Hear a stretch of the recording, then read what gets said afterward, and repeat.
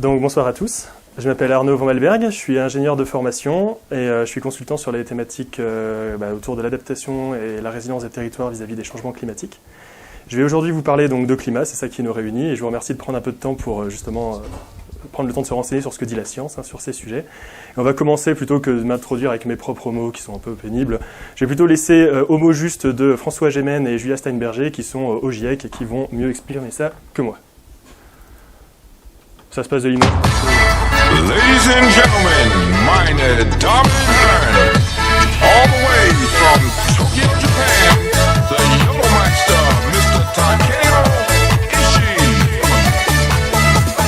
Wer ich bin auf Bäume gegangen, hab noch wohl mein Bibi Hände fangen. Geh, mein Bibi Hände, geh, mein Bibi Hände, ja, so wie.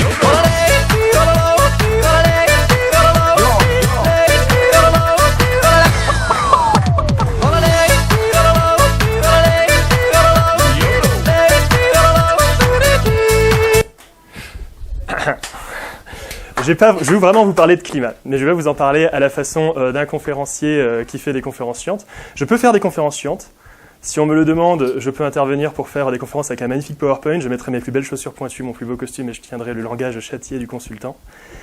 Et je pourrais du coup vous parler de toutes ces questions climatiques. Ce sera beaucoup plus juste que ce que je vais vous dire ce soir. Parce que ce que je vais vous dire ce soir, c'est des fois des approximations, des ordres de grandeur. Dans l'ensemble, tout est bon.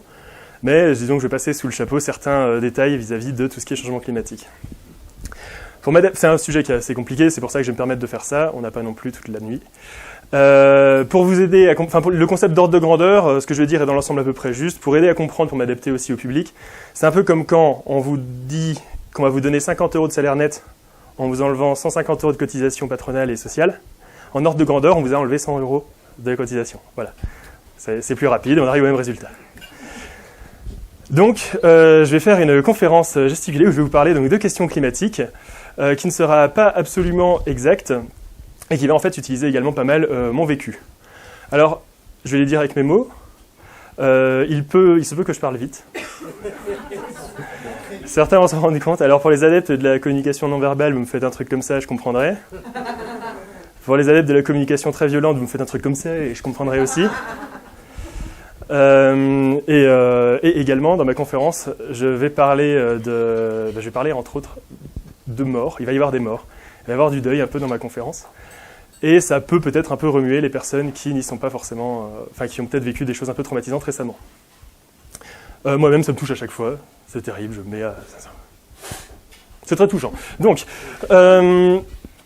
Alors, pour vous parler un peu des questions climatiques, je vais vous parler un peu de mon histoire. Et mon histoire, je vais la faire commencer aux alentours de l'année 2008, où mes parents ont décidé de déménager. J'étais pas très âgé à l'époque, je devais avoir 13 ou 14 ans. Et mes parents ont décidé de déménager dans les Pyrénées-Orientales, parce que tous les deux étaient très fans de nature, très fans de montagne. Ils nous ont en fait, de manière générale, élevés, moi et mes 3 petits frères, beaucoup en contact de la nature. On avait à chaque année des randonnées de 4-5 jours dans des paysages qui ressemblent un peu à ceux que vous voyez aujourd'hui dehors. J'ai appris plein de trucs sur de la géologie dont je n'ai pas la moindre idée de quoi ça sert, ni comment je pourrais un jour l'utiliser, mais je peux vous donner l'ordre de dureté des différents cailloux. Voilà. C'est très bien. Je peux vous donner la distinction entre la feuille du chêne et la feuille du charme, la feuille du hêtre et la feuille du charme. Mon père me répétait régulièrement que le charme d'Adam, c'est d'être à poil. Le charme a des petites dents et le hêtre a des petits poils, même si leurs feuilles se ressemblent. Vous pourrez briller en soirée la fois prochaine en prenant 2 feuilles. Bon, j'ai appris plein de trucs à peu près inutiles comme ça, mais en fait, voilà, parce que nos parents aimaient bien nous amener dehors et nous transmettaient tout ce qu'ils connaissaient. Mon père était en fait ingénieur forestier, et ma mère était institutrice, et elle, son délire, c'était de ramasser des coccinelles pour les faire grandir avec ses enfants en classe. C'est des petites sections, moyennes sections. Et derrière, les enfants étaient très contents, et nous, on était très contents aussi d'avoir des papillons, des coccinelles et des tas de machins. Je ne sais pas ce qu'ils en foutaient après, mais en tout cas, voilà. On a donc grandi plus ou moins dans la nature et mes parents voulaient se rapprocher encore plus de tout ce qui était montagne. Et on est parti en direction des Pyrénées-Orientales où mes parents ont acheté une maison. Et c'est un peu le début de mon histoire. À partir de là, on va être un peu coupé des lieux de notre enfance avec mes frères. On va se trouver un espèce de nouveau foyer dans les Pyrénées-Orientales. C'est très bien. Alors c'est à 1800 mètres d'altitude dans une montagne. Enfin, je sais pas. Les Pyrénées-Orientales, vous voyez où c'est, ça va ? Mes parents rêvaient d'arriver à Prades, mais c'était un peu cher, et ils ont atterri plutôt du coup un peu plus en hauteur. Prades, ça vous parle? La ville de Jean Castex. C'est lui. Donc, mes parents étaient là-bas, étaient très contents, voulaient un jour déménager plus bas quand ils seraient vieux, parce que bon, le froid, l'hiver, tout ça. Voilà. Je vous place un peu le décor. Moi, là-dedans, j'avais un père qui était ingénieur forestier, et du coup, de manière générale, il avait très très envie que je devienne ingénieur. C'est plus facile quand on a nos parents qui sont derrière et qui rattrapent le soir tout ce que on n'a pas compris le jour. Donc, ça fait un truc très classique, hein, c'est que je suis moi-même devenu ingénieur, en ayant un poulet sur la tête aujourd'hui, mais m'en débarrasser. Je suis devenu ingénieur en faisant un cursus de classe prépa, école d'ingénieur, puis une société de prestation de services dans une boîte à la con, la classique. Voilà. Alors je suis arrivé dans cette boîte, donc moi j'avais toujours été un peu propulsé par l'image de mon père. Ok, mon père est ingénieur. Je suis l'aîné de ma fratrie, j'ai oublié de préciser, ça peut avoir son importance. Parce que du coup c'est un peu moi qui ai fait tous les pots cassés de l'ego des instits qui regardez la fille de notre collègue, elle a sauté une classe, pourquoi notre enfant ne sauterait pas une classe? Du coup j'ai sauté une classe, ce qui signifie que je suis un génie, évidemment. Donc j'étais l'aîné, j'ai fait un peu les pots cassés, je suis parti sur le cursus d'ingénieur et voilà, pouf, je travaille dans une boîte en me disant que je vais être comme mon père ingénieur. Et quand moi je regardais mon père être ingénieur, j'avais l'impression que c'était quelque chose qui était particulièrement chouette. Il était utile, il avait l'air d'avoir plus de connaissances que les ouvriers, donc c'était dans la forêt. S'il n'était pas là, ça avait l'air d'être grave, il réglait plein de problèmes. Genre, s'il n'était pas là, il savait plus utiliser les outils, je pense. Il devait y avoir un truc comme ça. J'ai jamais vraiment pu avoir le fin mot de l'histoire, et j'ai jamais vraiment pu non plus comparer mon expérience du monde de l'ingénierie avec la sienne, pour la bonne, quoique mauvaise, raison que mon père est décédé en fait avant la fin de mes études. Je suis arrivé j'étais en école d'ingénieur à Marseille, entre ma deuxième et ma troisième année, mon père est mort dans un accident, des choses qui arrivent à la plage. Et en fait, mon père était depuis un moment sous antidépresseur, était depuis un moment particulièrement fatigué, particulièrement épuisé, parce que il avait une situation familiale qui était un peu complexe à vivre. J'ai donc pas pu comparer ma vision de l'ingénierie à la sienne. Et ma vision de l'ingénierie, elle était assez malheureuse, parce que donc moi je travaillais dans une boîte, une PME qui fait des avions à Toulouse, ça doit vous parler. J'étais en prestat de service et j'étais supposé donc développer des solutions logicielles pour permettre aux gens qui vérifient que les gens qui travaillent. Ce qui est un métier très utile, voire nécessaire. En tout cas, c'est bien payé. C'était autant payé que mon père en fin de sa carrière et que plus payé que ma mère finalement jusqu'à la fin de la sienne. Et quand je me suis retrouvé dans ce travail-là, j'ai pas pu vraiment comparer ce que je vivais à ce que mon père vivait. Il n'était plus là. Et du fait qu'il n'était plus là, il y avait un autre vide qui s'était créé. Mon père, en fait, comme je le disais, gérait une situation familiale un peu compliquée. En l'occurrence, donc on est 4 garçons. C'est déjà compliqué. Mais du coup, en fait, on avait notre mère surtout qui était atteinte de la maladie de Parkinson. C'est une maladie neurodégénérative. Et pour ceux qui ont suivi la conf d'hier, c'est pas bon signe.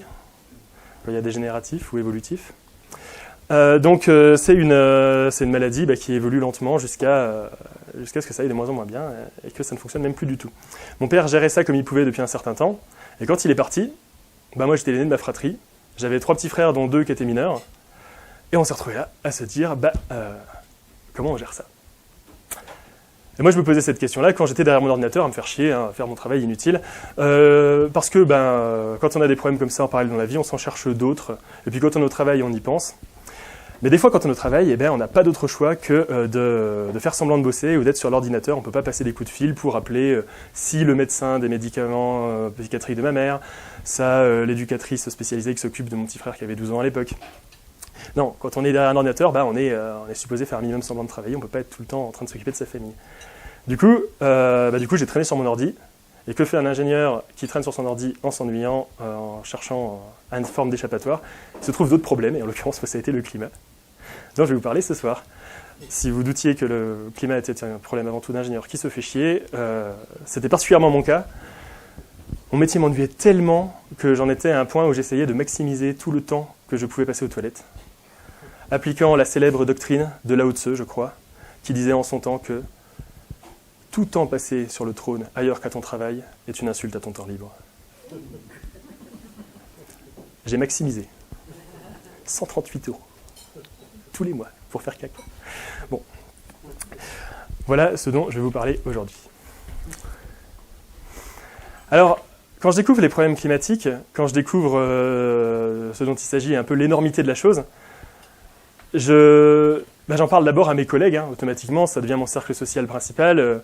Ma famille est un petit peu éclatée. J'ai mes petits frères qui sont avec ma mère dans les Pyrénées, j'en ai un qui fait ses études ailleurs, qui est post-bac, et moi qui suis à Toulouse. Et de manière générale, avec mes collègues, on n'a pas exactement la même sensibilité sur le sujet. Peut-être notre employeur influe. Ils ont une certaine croyance sur l'innovation, sur des tas de choses qui sont fascinantes, et ils ont une certaine promptitude à ne pas s'intéresser à certains sujets qui débordent de ce qu'on nous demande habituellement, c'est-à-dire être présent à 18h, être parti à 19h, avoir gagné beaucoup d'argent tous les mois et claquer nos 5 semaines de congé en allant dans un endroit où on peut utiliser nos beaux euros pour acheter tous les services qu'on n'oserait pas demander en France tellement c'est indécent. Et donc de manière générale, j'ai pas énormément d'échanges avec eux. Les échanges sont sur l'efficacité technologique, c'est des débats de pointe qui évitent un peu les sujets de fond. Et c'est un peu bizarre, il y a une forme de déni qui va s'installer. Une forme de déni, puis de toute façon, après tout, qu'est-ce que tu t'emmerdes? On va aller au bar avec les collègues, c'est quand même intéressant. On va faire un laser game pour faire du team building et tout. Bon, ce qui en soi n'est pas cool. C'est cool quand même, mais bon. Mais je vais me retrouver, en fait, à part quelques collègues qui partageront mes problèmes, qui partageront mes préoccupations et qui, d'ailleurs, quelques années plus tard, ne sont plus dans l'entreprise où j'étais à l'époque. À part quelques collègues, dans l'ensemble, la plupart des gens s'en foutaient un petit peu et avaient même des petits plaisirs, des petits trucs qui les occupaient et qui faisaient qu'ils ne s'en souciaient pas. C'était un peu, moi je me disais un peu, les continents continuent de s'enfoncer, la Terre cherche une façon de nous effacer, les gens pigent pas, ils s'en fichent ou s'enfilent des cachets pour afficher un air détaché. Peut-être qu'ils essaient d'éviter d'y penser tous les jours en cherchant du fric à dépenser dans les bars pour y boire, pour être sous, pour être fou, pour être un tout petit peu ce qu'ils étaient au départ. Ils portent le poids de l'ennui, marchent dans le noir sans un bruit, et puis, un soir, ils croient enfin apercevoir un phare dans la nuit. Je vais m'aider régulièrement de chansons, c'est pas de moi, c'est de Zippo, un artiste que je vous remettrai un peu plus tard, parce que, faute de trouver des gens qui partageaient mes questions, je vais trouver des gens qui mettent des mots dessus. Et du coup, je vais vous partager plusieurs musiques ce soir. Bien. J'ai un joker pour le fait de parler vite. Alors, pour bien comprendre du coup ce dont je vais vous parler ce soir, il faut déjà comprendre un minimum quel est le sujet climatique. Le sujet climatique, est-ce qu'il y en a qui ont déjà fait la fresque du climat dans cette salle? Quelques-uns, du coup, forcément. Alors, c'est facile, c'est des cartes qui vous montrent les causes et les conséquences, on les met bout à bout, on trouve et on comprend le problème climatique. Comprenons donc ensemble que les activités humaines, l'industrie, les transports, les bâtiments utilisent des énergies fossiles qui émettent du CO2, qui font que la concentration en CO2 augmente. Quand vous couplez ça à l'agriculture, qui provoque la déforestation, vous avez des puits de carbone qui diminuent, des gaz à effet de serre qui sont rajoutés, un effet de serre additionnel, un forçage radiatif, dont le budget énergétique se répartit dans les océans, sur la Terre, ce qui fait monter les eaux. Vous avez des submersions, des sécheresses, des canicules, des crues, des incendies, des cyclones. Ce qui est le premier point. Parce que derrière, vous avez une partie qui se dissout dans l'océan, l'acidifiant, provoquant des problèmes de calcification, le corail ne se forme pas, les phytoplanctons ont du mal à vivre, la biodiversité se casse la gueule, et en parallèle, vous avez les glaces qui se mettent à fondre, les calottes polaires ainsi que les glaciers, ce qui perturbe le cycle de l'eau, vous avez moins d'eau douce, la biodiversité qui ramasse, les vecteurs de maladies qui prolifèrent, une baisse de rendement agricole, des famines, des problèmes de santé, des réfugiés climatiques et des conflits armés potentiels. Ce qui peut encore être mis en lien avec les différents aérosols qu'on peut avoir qui polluent l'atmosphère, l'artificialisation des sols, le trou dans la couche d'ozone, l'eutrophisation, les pesticides, les pluies acides, l'érosion des côtes, l'effet albédo, le réchauffement des pôles qui diminue le gradient thermique, augmentant les phénomènes thermiques, les phénomènes de circulation où il se met à faire chaud quand il devrait faire froid, froid quand il devrait faire chaud, le Gulf Stream qui se met à s'inverser, la saturation des puits de carbone, la désoxygénation des océans, le permafrost, l'éclatrate de méthane, bref, des trucs qui en fait finissent par s'emballer. Il n'y a plus besoin de nous à la fin pour que ça devienne n'importe quoi.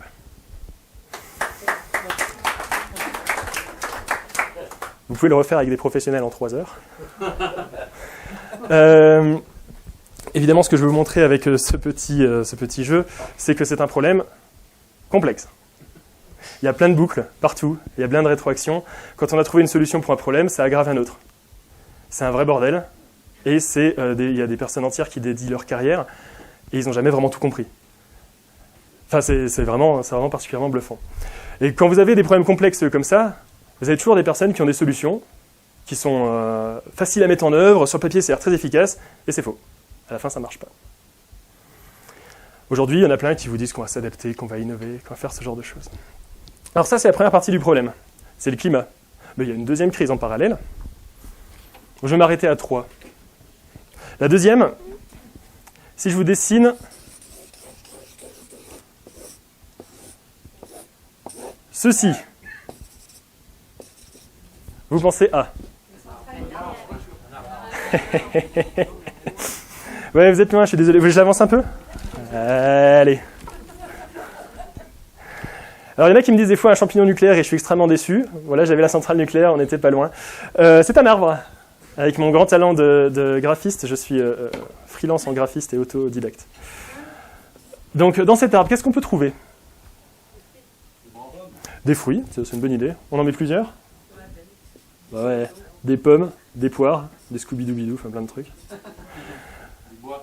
Alors vous avez du bois, effectivement, ce truc-là va être composé de carbone, de bois, des trucs comme ça. Ok. Des feuilles, de l'oxygène, ouais, alors c'est vrai. Bon, c'est relativement négligeable, mais ouais. Voilà, vous pouvez avoir des insectes. Alors eux, ils vont peut-être plutôt être au niveau du sol. Hein. Vous en avez qui rampent, vous en avez qui volent, vous en avez qui vous font chier, vous piquent en rando, enfin, plein de trucs. Ok, mais du coup, autour de cet arbre qui provoque un peu d'ombre et qui surtout a des racines fort sympathiques qui vous permettent de récupérer de l'eau, là, du coup, vous avez derrière plein de petites fleurs qui se mettent à pousser, c'est fort, c'est très bien. Pachamama, elle est vraiment, vraiment cool, elle nous fait tout ça, c'est fascinant. Il y a des arbustes aussi. Vous avez des petits arbustes, vous avez, bon, c'est une tortue ou un hérisson quand vous regardez, vous avez des oiseaux avec un style épuré. Bref, il y a plein de choses en fait dans ce truc-là. Des nids aussi. Vous avez des cabanes. Vous pouvez même avoir des enfants qui jouent dedans. C'est beau à en pleurer. C'est beau à en pleurer. Donc, du coup, dans cet arbre, il est là, il est très sympathique, il est constitué de carbone. Et il stocke le carbone, ce qui est très bien pour la question climatique, parce que ça permet de stocker.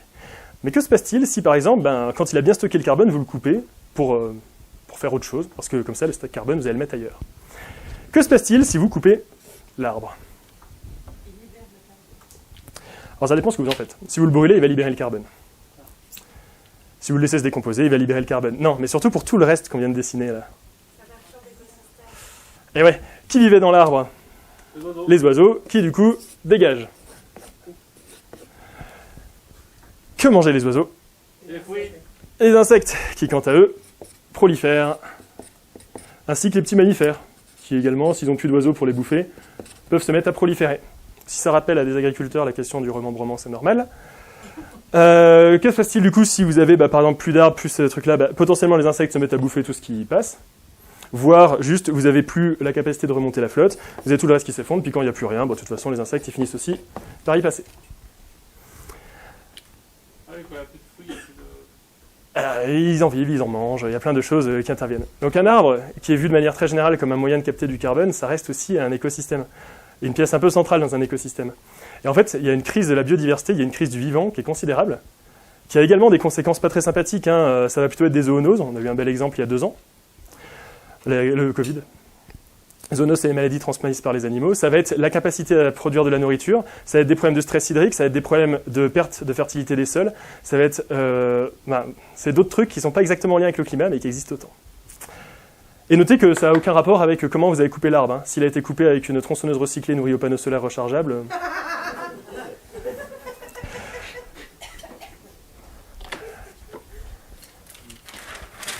Voilà la deuxième partie du problème. Une crise climatique, une crise du vivant et de la biodiversité. Alors il reste quand même à se poser Bon, on pourrait rajouter la crise des matériaux, il y a des potentiels, il y a peut-être trucs qui peuvent être rajoutés. Je vais juste vous donner un dernier aperçu avec qui connaît avec un exemple de ce que peut donner une évolution de quelques degrés sur Terre. Qui connaît la grotte Cosquer ? Du coup, ceux qui connaissent, qui ont déjà vu ma conf, bah merci. Marseille, bébé. La grotte sous-marine. Oui, tout à fait.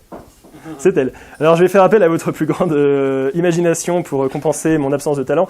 Ceci est une grotte sous-marine, ça, dans une falaise, taillée de coupe. Enfin, coupée, je sais pas comment je dis. Il faut imaginer donc qu'ici, vous avez des petits bonshommes qui peuvent se balader. Et là, vous avez l'eau, avec du coup voilà, des bateaux. Alors ce qui se passe, c'est que c'est effectivement une grotte sous-marine, très intéressante parce qu'elle est en fait aux alentours de 30 mètres de profondeur. Et à 30 mètres de profondeur, vous avez l'entrée de la grotte, vous passez par une centaine de mètres de boyaux, vous arrivez ici, et que trouvez-vous ici, sous vos yeux ébahis? À peinture. Alors, rupestre. Tout à fait. Il y a un truc qui ressemble un peu à ça.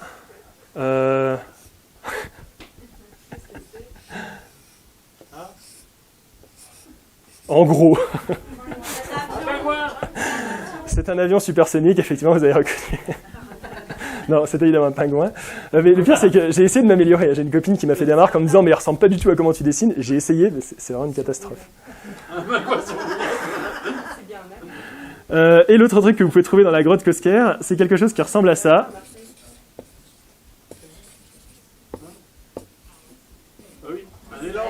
Un élan. Ok. Ouais, c'est un élan parce que... Ouais, bon, bref. Du coup, je vais même pas essayer de débattre sur mon talent. Donc, que s'est-il passé pour que, par 30 mètres de fond, vous vous retrouviez avec des peintures représentant ce type d'animaux, des pingouins et des élans, par 30 mètres de fond à nouveau. Il faut imaginer que ce truc-là a été peint il y a à peu près 14 000 ans. Non, en moins 14 000 ? En moins 14 000. Avant Jean-Christophe, là. Il y avait des glaciers. En 14 000 avant.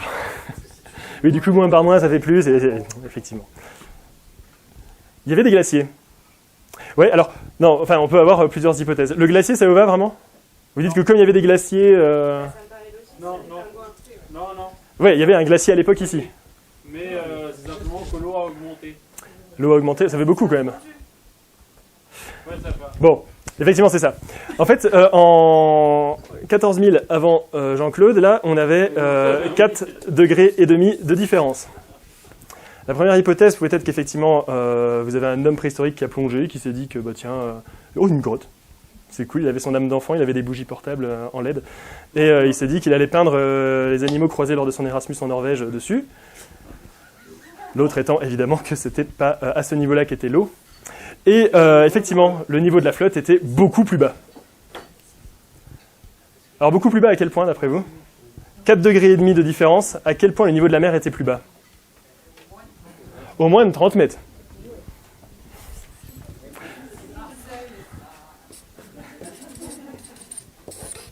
« 120 mètres. Le niveau de la mer était 120 mètres plus bas. Il faut imaginer que du coup, vous aviez une espèce de calotte polaire qui faisait plusieurs kilomètres d'épaisseur, qui partait depuis le nord de l'Angleterre, qui recouvrait tout ce qui est l'actuelle Scandinavie. Et du coup, vous aviez le niveau de la mer qui était 120 mètres plus bas. Marseille était à plus de 90 km des côtes, et la faune locale, c'était ça. En 14 000 ans, avec 4 degrés et demi de différence. Vous savez vers où on va en ce moment ? Vous pourriez dire vers Rome. Non, vers 3, effectivement. On est entre, selon les estimations optimistes-pessimistes, entre 2,8 et 4,5. Le consensus est aux alentours de 3, 3,5.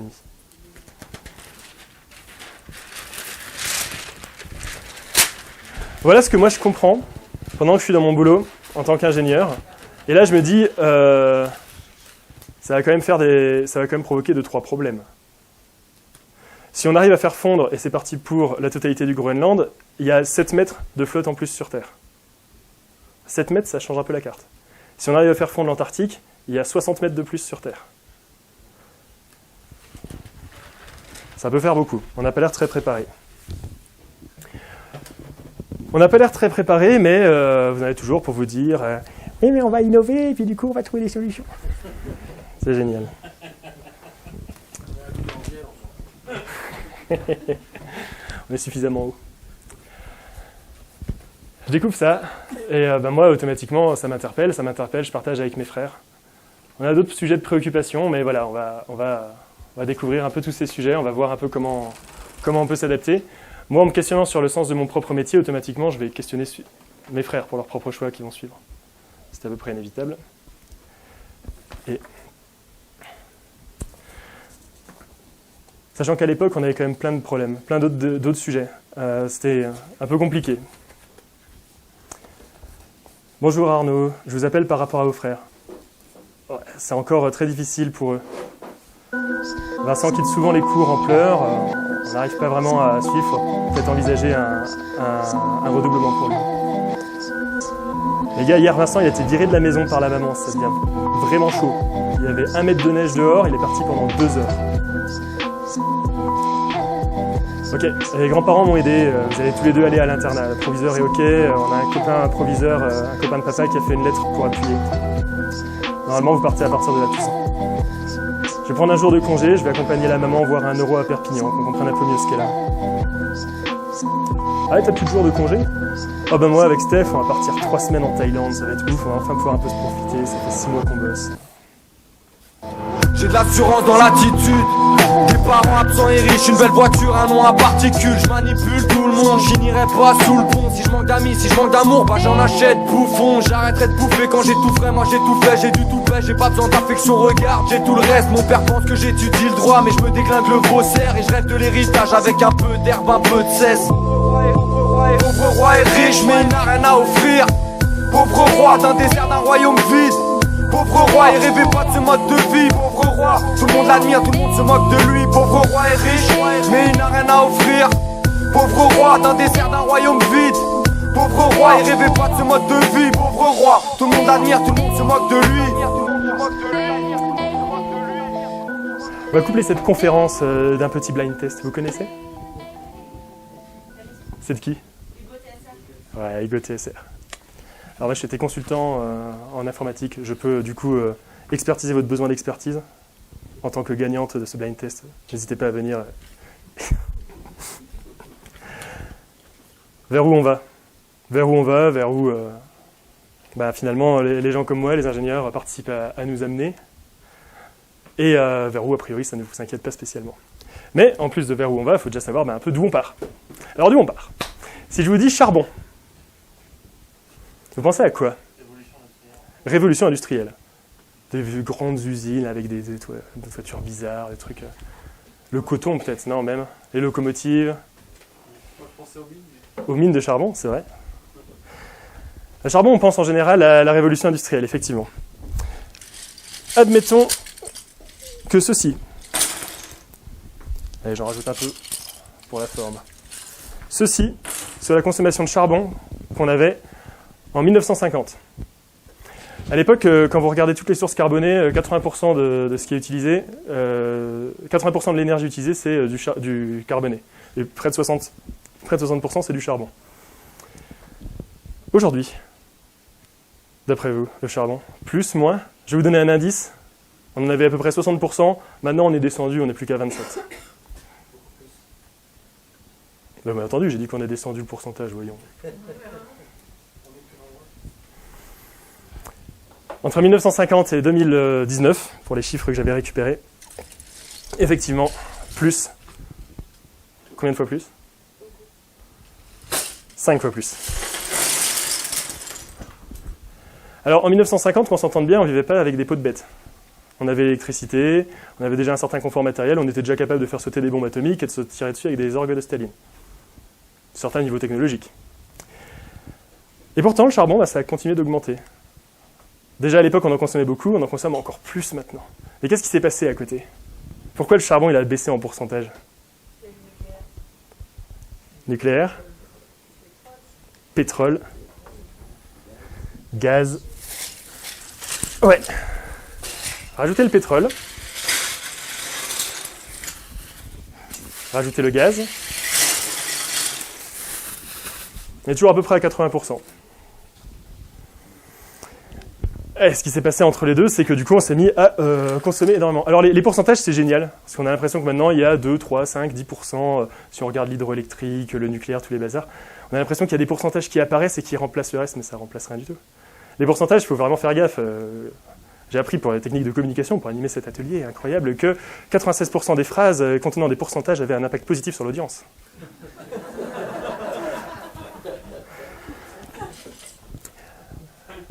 Bon alors, qu'est-ce qui reste en fait là-dedans?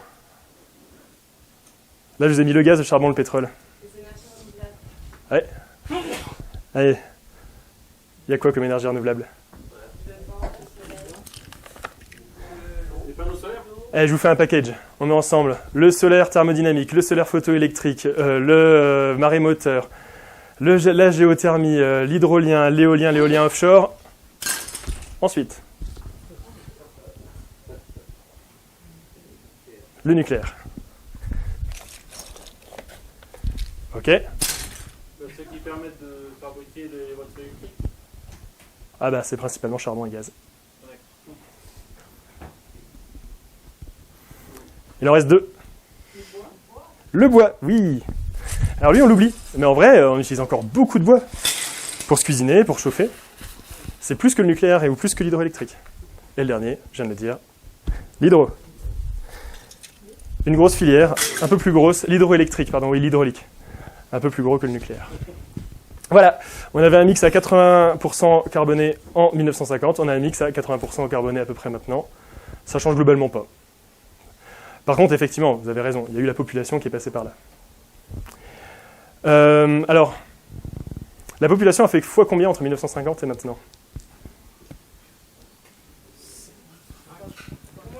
7, 3, 10. C'est x3, effectivement. La population a fait x3 et la consommation énergétique par habitant, ouais, x9. Elle fait x9. Mais ça, c'est pas pour rien. Enfin, c'est quand vous regardez, c'est parce que tous on se met à consommer des tas de biens qui sont très utiles. Et nous ont été très utiles avec mes frères, dans ma famille. On s'en passe pas. Enfin, même, j'ai un ordinateur qui me permet de faire plein de jeux vidéo parce que c'est super chouette. Avec mes frères, on se retrouve dessus. Mais voilà, augmentation de la consommation d'énergie par personne. Alors évidemment, c'est assez inégalitaire. Hein. Quand vous regardez, vous avez principalement dans les pays qui ont du pétrole, principalement dans les pays d'Europe, principalement dans les pays occidentaux. Hein. Là, ça a fait des chiffres pas possibles, sachant que c'était déjà ceux qui étaient les plus élevés avant. Quand on regarde la dette, quand on regarde les émissions cumulées en termes de carbone, c'est pas les Chinois ou les Indiens. Hein. C'est nous. C'est nous, c'est les Américains. Alors, du coup, on a quand même malgré tout des personnes qui nous expliquent d'abord que ça va joyeusement remplacer tout le reste. Alors, il n'y a pas de problème, sur le tableau Excel, ça se fait. Vous tracez les courbes, vous regardez où on en est, puis c'est facile, vous les remplacez. Quoi. Voilà. Vous tartinez de panneaux solaires, vous tartinez d'éoliennes, et puis on va les faire tous disparaître. Sachant qu'en fait, l'histoire, ça a été une histoire d'accumulation, il n'y a jamais eu vraiment de substitution. C'est le premier point. Mais le deuxième, c'est la question de la population, après tout. Il suffit de baisser la population. Alors nous, on vit avec à peu près 5 fois trop de CO2 par rapport à ce qui serait soutenable pour éviter ça. Je vous laisse donc choisir les 4 personnes dans votre entourage que vous zigouillez pour justifier votre mode de vie si vous voulez rien changer. L'occasion de régler vos problèmes de famille. Parce que sinon, soyons pragmatiques, hein, vaut mieux tuer des Américains que tuer des gens d'Afrique et tout. Enfin, un peu de pragmatisme, enfin, voyons. On a besoin d'en tuer moins. Non, parce qu'en fait, vraiment, ce qui s'est passé, c'est quand vous regardez le charbon, le gaz, on n'en a pas chez nous. Quand on imagine pour fabriquer ces trucs-là, on se dit c'est des usines hyper high-tech. Et c'est vrai, c'est des usines hyper high-tech. Mais sauf qu'en fait, elles tournent à l'électricité. L'électricité, c'est encore 60% dans le monde. Gaz, charbon. Ça donnerait un petit côté salé que moi je trouverais très appréciable si on avait, dans les fictions, on a des vaisseaux spatiaux, des gens qui ont des espèces d'armures de super-héros avec une pile au bullshitium là en plein centre, qui ont plein de pouvoirs à lancer des roquettes et tout le bazar. Si quand ils ont fini leur sketch là, à la fin de la journée, ils ramènent leur voiture, leur armure cybernétique là, chez eux, et ils la branchent directement à leur centrale à charbon dégueulasse, qui se met à émettre un tas de fumée. Alors, du coup, c'est moins la belle énergie bleue et compagnie. Quoi. Mais ouais, mais nous, on voit qu'une fois que le produit est fini. On voit qu'une fois que le produit est fini. Pour la simple et bonne raison qu'on a une forme d'écologie qui est plutôt colonialiste. Hein. On envoie à l'étranger tout ce qu'on n'a surtout pas envie de voir chez nous, dans des pays qui sont qu'on arrive à maintenir par plein de mécanismes. Mais c'est chez eux qu'on fait des programmes de reforestation, c'est chez eux qu'on sanctuarise des zones où il ne faut surtout pas que les gens fassent de l'élevage. C'est chez eux qu'on prévoit de tartiner des panneaux solaires comme Jaja, puisque nous, on voit bien que nos agriculteurs, ça les fait gueuler. C'est chez eux qu'on a envoyé tous les trucs qui pourrissent les sols et pourrissent la flotte. Bon. Mais on est tous dedans. On est tous dedans, et puis moi le premier, hein, je vous l'ai dit, avec mes frères, nous, ça a été un peu ce qui nous a permis de nous retrouver. Mon père aimait bien, nous autorisait à jouer aux jeux vidéo, et même on a réussi à le convaincre qu'il joue aux jeux vidéo avec nous. Grande victoire pour tous les enfants que d'arriver à faire jouer ses parents aux jeux vidéo. Ça permet d'un seul coup d'avoir beaucoup plus d'arguments quand il faut aller à table et qu'on n'est plus tout seul à dire « Non, mais on ne peut pas mettre pause ». Mon père me mettait des branlées pas possibles lorsqu'on jouait à des jeux de gestion. C'était un sniper du tableau Excel et il était très bon dans tous les jeux de gestion. Jamais réussi à le battre du coup, parti avant. On a gardé ça, on continuait de jouer à des jeux après, on continuait de jouer avec lui, on jouait beaucoup avec lui de son vivant, puis on continuait de jouer après avec mes frères. Donc bon, on en profite et on va pas non plus partir juste à se reclure dans notre coin, à rien faire et à profiter de rien non plus, quoi. Je sais, vous êtes bizarre avec tes frangins. Je crois que j'ai jamais vu des gens autant jouer à l'ordi et autant aimer sortir en montagne. Et les gars, on part se faire une semaine à chercher les cailloux. J'ai croisé les cartes, j'ai trouvé des endroits super stylés. Il y a plein d'améthystes dans le Massif central. Il va y avoir un nouveau serveur à l'ancienne. On se crée tous des persos avec les couleurs du compte de papa. Allez, moi je prépare des crocs, je prépare des sodas. Je m'en fous, je me lève pas pendant les 4 jours. Franchement, traverser les Pyrénées jusqu'au nord, Pas-de-Calais, pour aller voir les grands-parents avec la 106, c'est quand même un peu chaud. Il faudrait pas qu'on achète une plus grosse voiture familiale. Enfin, bon, sobriété d'accord, mais qui se lance un peu à chercher sur le bon coin. Les cœurs se fanent, car l'atmosphère est sous pression. Hello, gens pressés sans inhibition, qui marchent dans la nuit dans l'oubli de qui ils sont. La loi du bifton a tué l'enfant, l'a tué pour aduler la grande division. Les gens se détestent, malédiction. Les gens se dépêchent sans savoir où ils vont. Angoisse et stress, poisse, détresse. L'esprit carré comme une télévision. Humain qu'on délaisse, pays riche et ses champs d'SDF. Légitime, on se bat, on se lève. Véridique, chez jeunesse, y'a plus qu'une once de rêve. On trahit, on se crève. En secret on s'aime, on s'aille, on saigne. Si on faille, on serre, on crève si on cède. Rien n'est facile, on sait. La vie vouée à triompher, alors brise tes chaînes. Hello, j'en pressais la tête dans l'assiette. Une vie entière à regarder par la fenêtre, à rêver en silence une autre vie d'un autre soi. Alors l'oubli de soi fera l'affaire. Mais dans l'esprit tous les soirs sera de la fête. L'angoisse et les cris étouffés par le barrette. Des nœuds dans la tête, les poignets liés, héritiers du mal-être. Brise tes chaînes. Vous la connaissez celle-là, du coup? Bon, si vous connaissez TSR, je pense de toute façon c'est cuit. Ouais, Kanye Arcana. Bon, penserez à moi en achetant des trucs sur Back Market. Alors, c'est vers où on va, c'est d'où on part, mais pour éviter d'aller jusque-là, en partant de là, qu'est-ce que l'on a? On a un super outil. Alors, on a un cerveau, mais on a même la substance, on a le truc, on a la science qui va nous permettre d'éviter ça. Et la science, elle est raisonnable, elle est pragmatique, et elle s'appelle l'économie.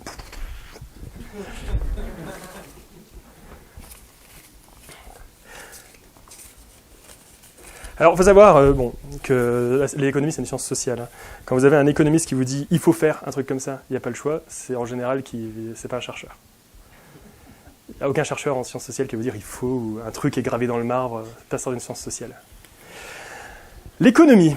L'économie va nous permettre d'éviter un petit peu tout ça parce que ça va nous permettre d'utiliser nos efforts correctement grâce à des quotas carbone, grâce à puis grâce à l'innovation.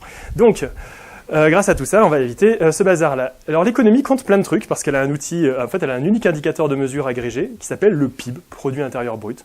Et vous le connaissez parce que chaque année on le cherche à l'augmenter. On cherche à l'augmenter parce que son augmentation s'appelle et sa diminution s'appelle la croissance négative. Voilà, tout à fait, ça reste de la croissance. Ok, que compte le PIB, que ne compte pas le PIB? Qui veut fouiller dans ce magnifique poulet?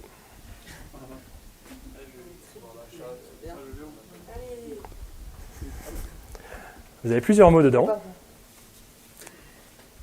Il y a des choses qui sont comptées, il y a des choses qui ne sont pas comptées. Vous les lisez à haute voix? Une randonnée en famille, une visite de glacier en hélico, du matériel super technique outdoor. Qu'est-ce qui est compté, qu'est-ce qui n'est pas compté dans le PIB? Entre une randonnée en famille... Ouais, faites une randonnée avec vos frangins, vous ne créez aucune augmentation du PIB en le faisant ça. Par contre, vous savez qu'à cause de ce truc-là, le glacier il va disparaître, vous remplissez votre hélico avec du bon gasoil, et vous pouvez aller faire un dernier tour avant qu'il disparaisse. C'est très cynique, mais ça existe. C'est très cynique, mais ça existe. Et le matériel à outdoor, moi j'ai jamais compris. Moi. Pour moi, tu prends un slip, un short Il y a une paire de chaussures, tu vas faire de la rando, quoi. Il y a tout un délire aujourd'hui par les mecs des centres-villes qui essayent de vous expliquer que non mais il faut les crampons machin, je les ai payés 250 €. Mes collègues étaient comme ça. Bon. Un autre exemple? Ouais. Allez, vas-y.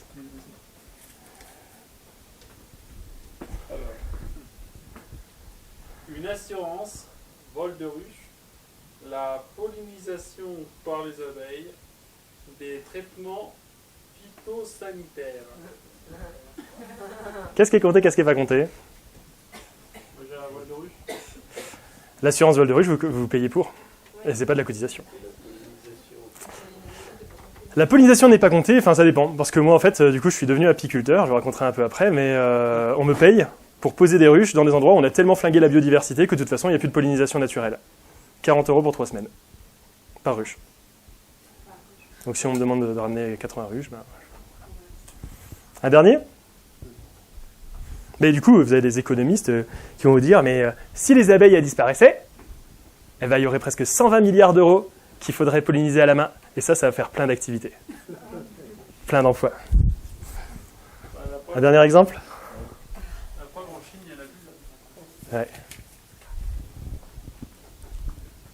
Une heure de travail de Respo RSE de la BNP, une heure de travail domestique, une heure de travail bénévole en asso.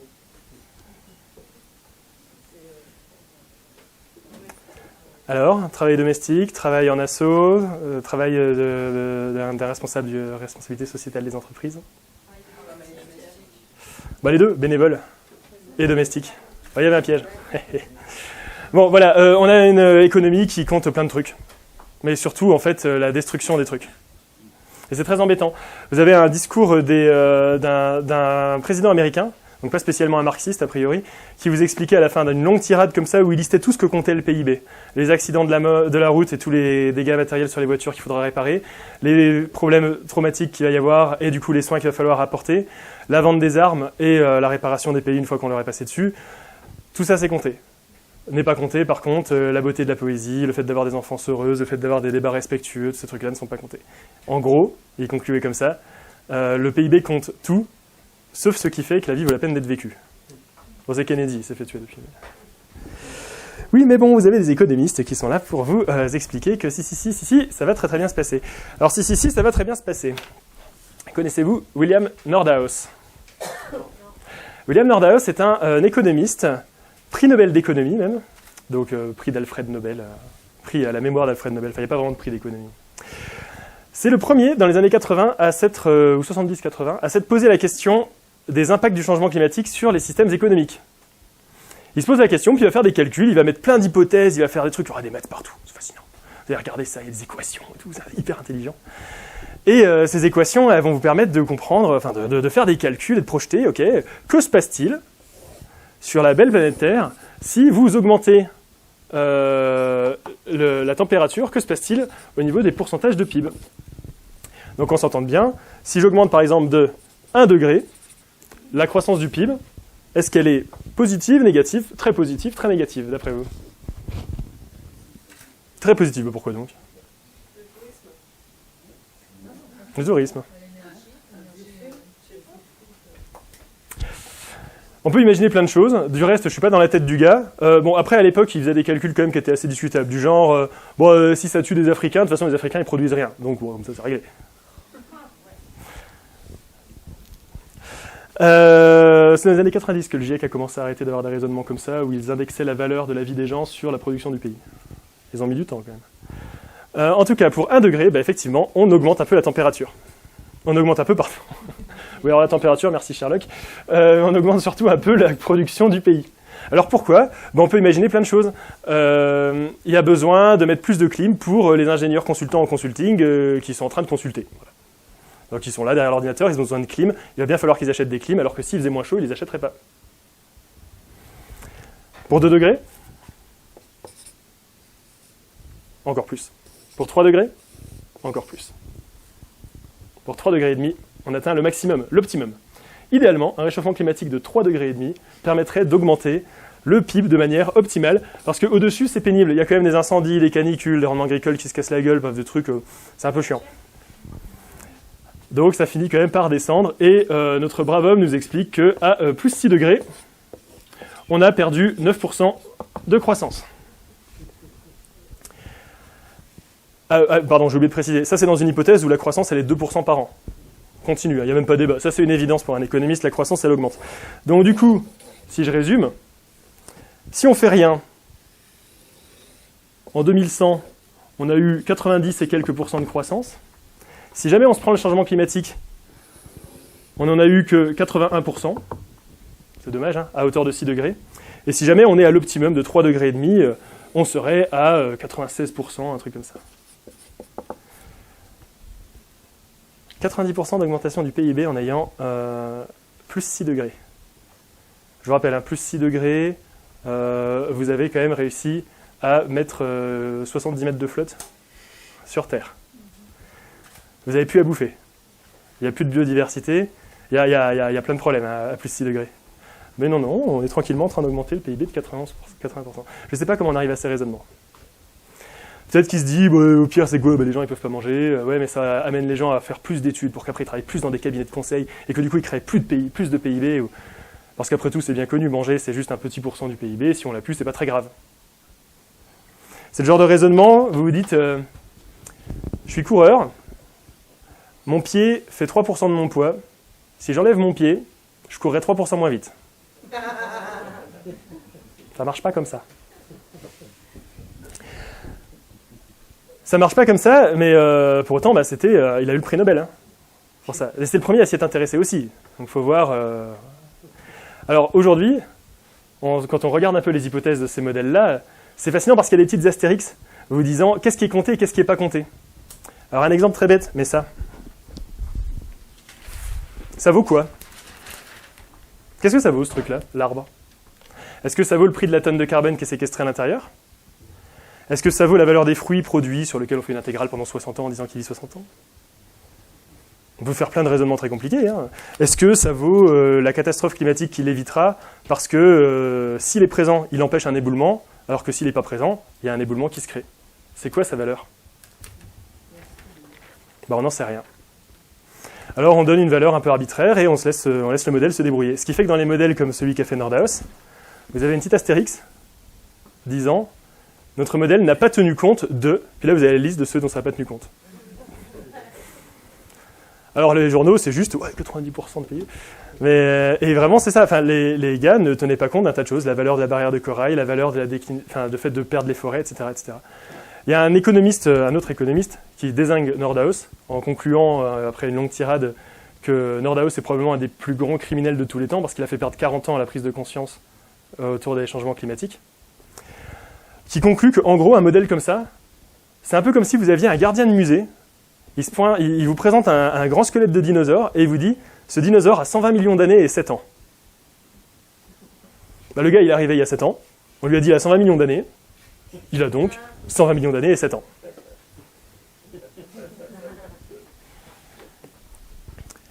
Bon.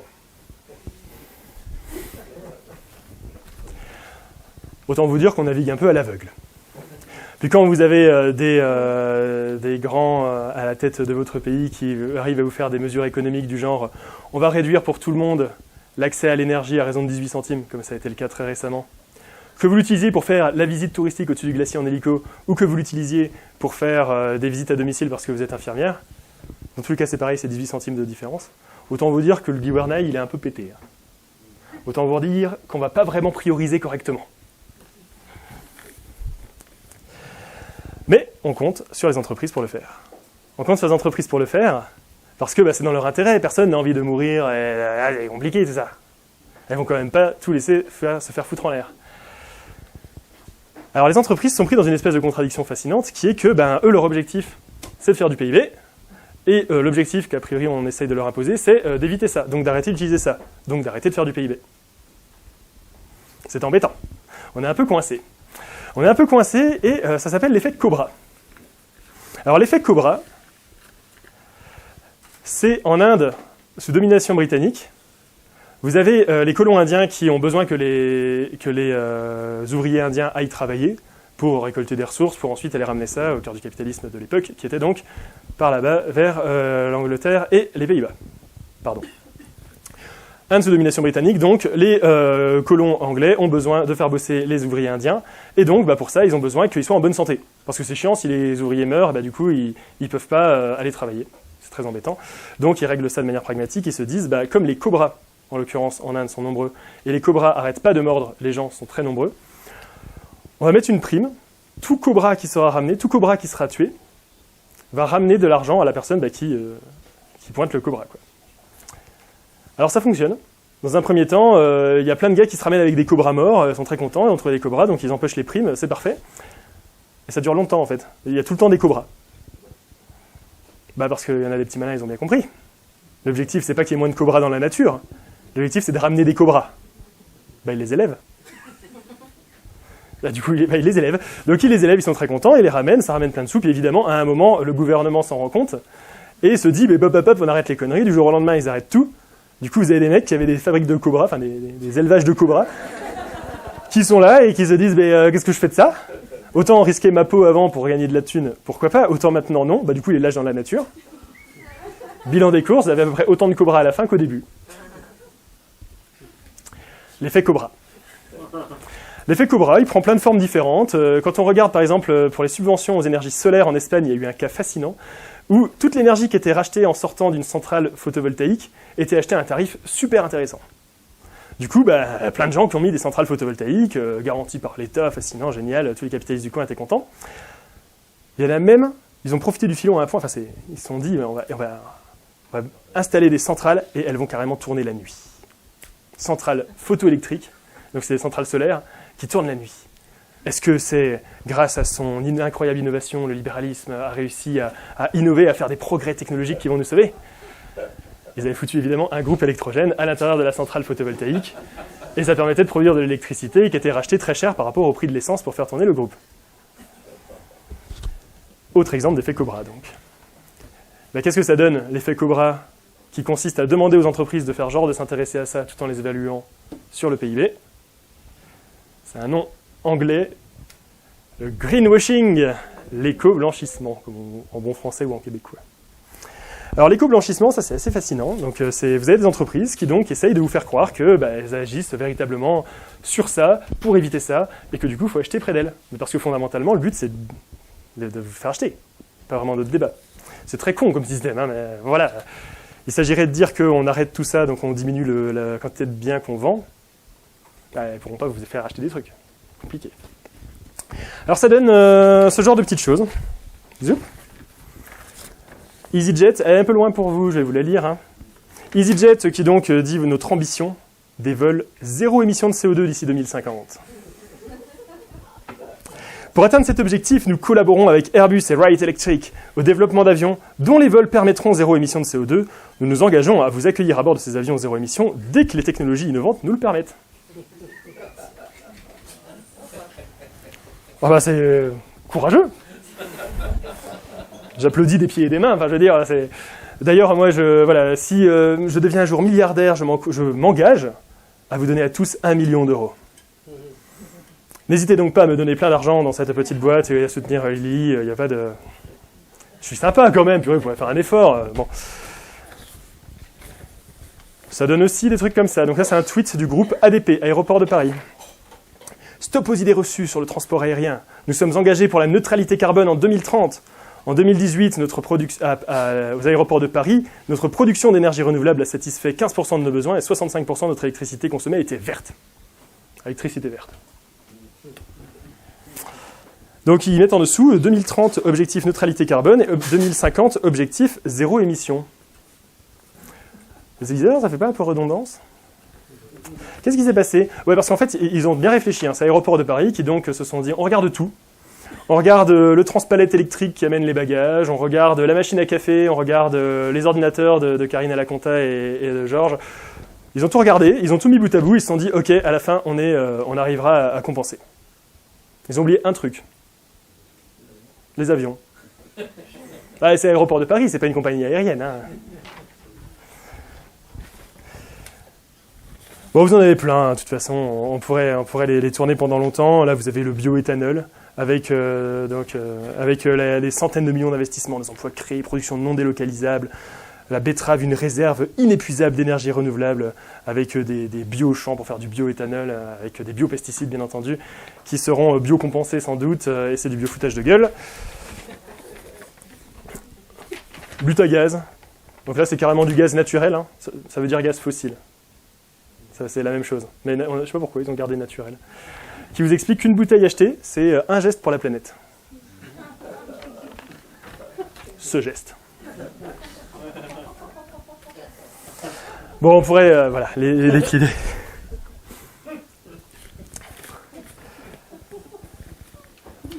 Alors, à un moment, il faut aussi tester les règles du jeu, hein. C'est-à-dire qu'on est quand même dans un système qui est très con, le capitalisme, où il faut accumuler, produire pour le moins cher possible. Tous ces trucs-là, c'est avant tout des impacts sur les réseaux sociaux à gérer. Le reste, on s'en fout. Donc, à partir de là, vous n'êtes pas vraiment évalué sur votre vertu, plus sur à quel point vous arrivez à communiquer. Moi, j'étais formé en tant qu'ingénieur. Je me retrouve normalement à participer à ces trucs-là. Quand je suis là-bas en prestage chez Airbus, je suis également un peu en plein dedans. Je suis un peu en plein dedans, puis j'ai 3 petits frères. Mes 3 petits frères, le plus grand d'entre eux, il est en train de faire une école d'ingénieur sur les travaux publics de l'État. Il découvre Bouygues Immobilier. Puis du coup, il se dit qu'il n'a plus du tout envie d'être ingénieur. Il va développer des jeux vidéo sur la sensibilisation à l'écologie. Vous avez le plus jeune qui était en galère pendant sa terminale, qui était à la limite du décrochage. Il part en prépa aussi, parce que lui, ça va l'aider d'avoir une structure un peu carrée. Puis comme on était dans une prépa très tranquille, il était plutôt bien accompagné. Puis il y a le plus jeune qui est là, à l'époque il a 13 ans. Puis un jour il va avoir un peu plus, il va avoir 16, 17 ans, il va falloir réfléchir à qu'est-ce qu'il fait dans sa vie, qu'est-ce qu'il fait comme carrière, vers quoi il a envie de faire des études. Sauf que on a bien compris un peu tous ces trucs-là, quoi. Vers où on se projette.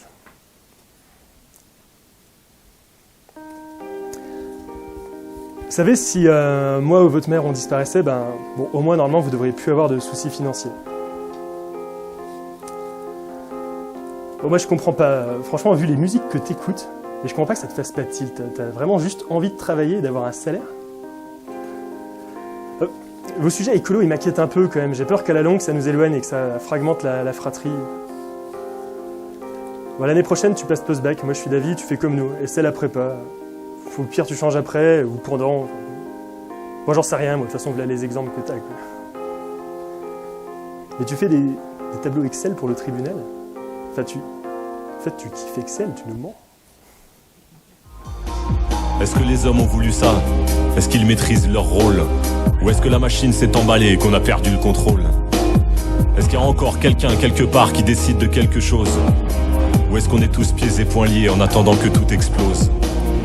Difficile de me rassurer, tonton, je te rappelle au passage que l'homme descend bel et bien du singe, pas du sage. Et c'est bien l'homme qui regarde mourir la moitié de ses frères, qui arrache les derniers arbres et qui pourrit l'atmosphère. Il y a de plus en plus de cases sombres et de pièges sur l'échiquier. L'avenir n'a plus beaucoup de sens dans ce monde de banquiers. C'est les marchés qui nous gouvernent, mais tous ces chiffres sont irréels. On est dirigé par des graphiques, c'est de la branlette à grande échelle. Eh tonton, on va faire comment, tu peux me dire? Comme il faut que tout soit rentable, on privatisera l'air qu'on respire. C'est une route sans issue, c'est ce qu'aujourd'hui tout nous démontre. On va tout droit vers la défaite dans cette course contre la honte. Eh tonton, on va faire comment? Bon, celle-là, tout le monde l'a. Trop facile. Pas de récompense. Bon, désolé, c'était peut-être un peu long pour réussir à bien introduire le problème, mais voilà, en gros, moi, ce que je découvre. Voilà ce vers quoi je me retrouve, avec quoi on se retrouve à naviguer comme contradiction avec mes frères. Sachant que nous, là-dedans, on a quand même un vrai problème aussi, c'est que, je vous l'ai dit là un peu sur la fin, mais mes parents étaient en fait très endettés. Nous, les logiques complètement économiques et extrêmement cons à base de tableaux Excel qui vont vous résoudre tous les problèmes, on y a été exposé relativement vite et relativement tôt. Mes parents, je vous ai dit, ont acheté une maison, mon histoire a commencé en 2008, ils ont acheté une maison dans les Pyrénées et ils ont directement eu droit à la crise de l'euro, qui a fait que la maison qu'ils voulaient vendre ne s'est jamais vendue et la maison qu'ils ont voulu acheter s'est vendue beaucoup trop cher pour ce qu'elle valait 6 mois plus tard. Ils se sont retrouvés avec un trou monstrueux à combler et on s'est retrouvés à être continuellement sous la contrainte, sous l'eau, alors que pourtant, ils faisaient quand même partie des classes plutôt aisées, plutôt privilégiées. Ils faisaient quand même, mais parce qu'en fait, mes parents, c'était des bons cadres sup, et ils s'étaient dit, non, mais s'en sortir, il n'y a pas de raison. Ils ont fait tous les conneries, des crédits revolving, emprunter à tout le monde, acheter des machins, mais sauf que dès que vous avez des externalités, des trucs que vous n'aviez pas prévus, comme une maladie de Parkinson, comme une voiture qui tombe en panne alors que vous avez une famille avec 4 enfants, et ben, ça vous met continuellement le nez sous l'eau, quoi.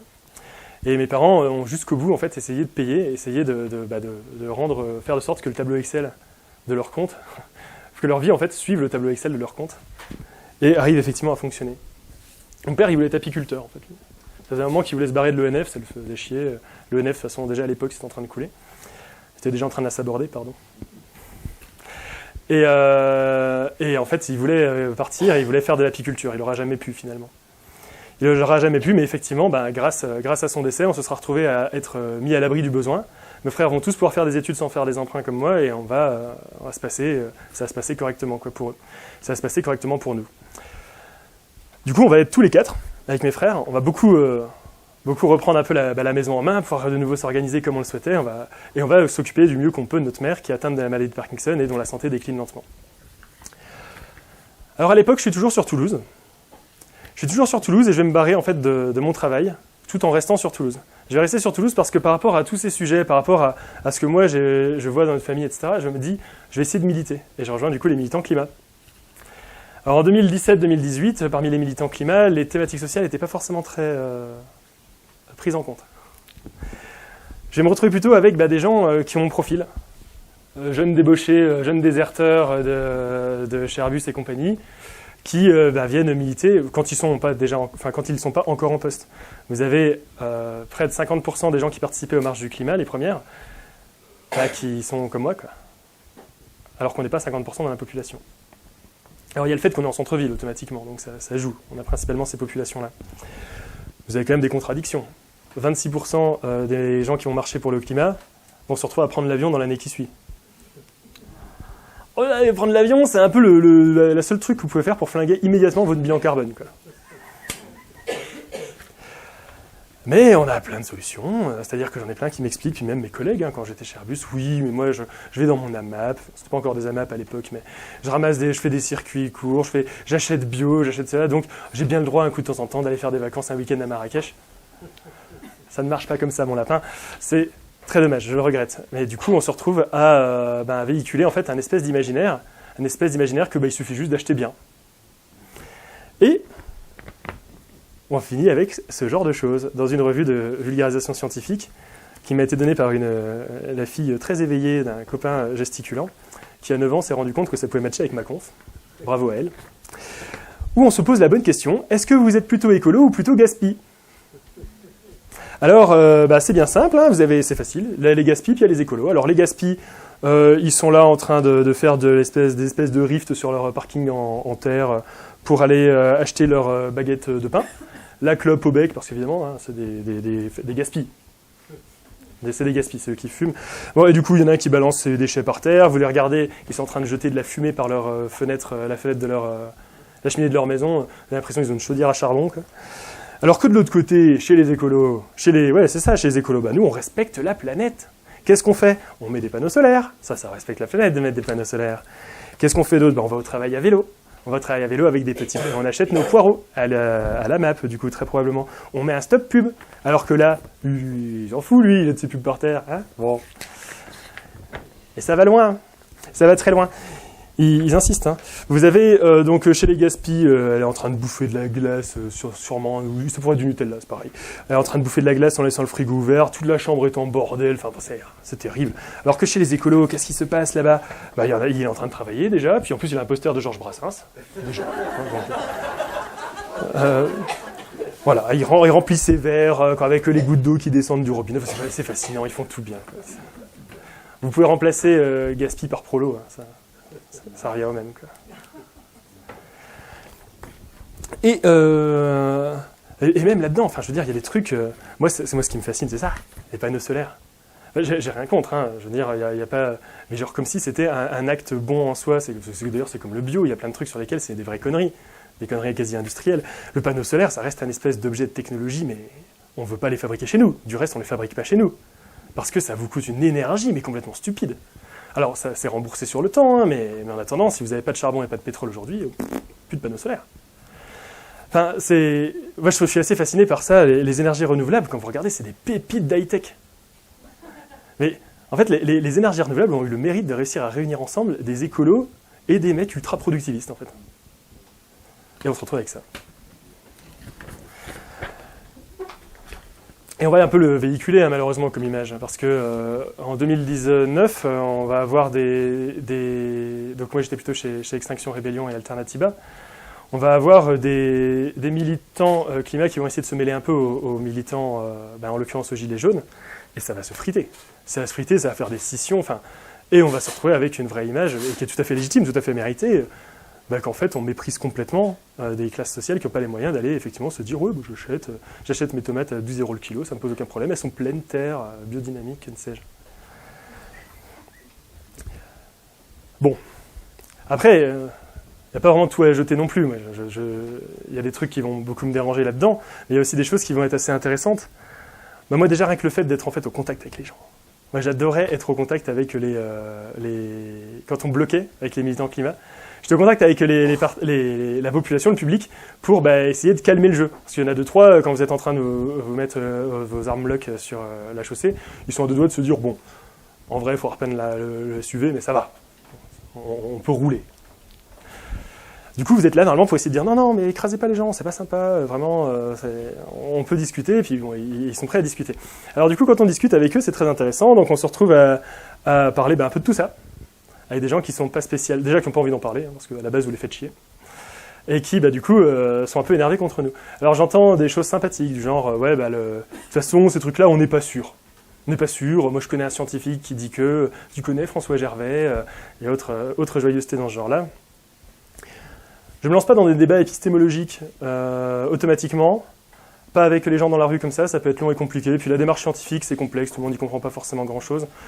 Je vais me contenter de jouer la provoque pour ce soir, en rendant hommage au plus grand escogriffe de la catégorie, en disant « écoute, ok Raoult ». Voilà.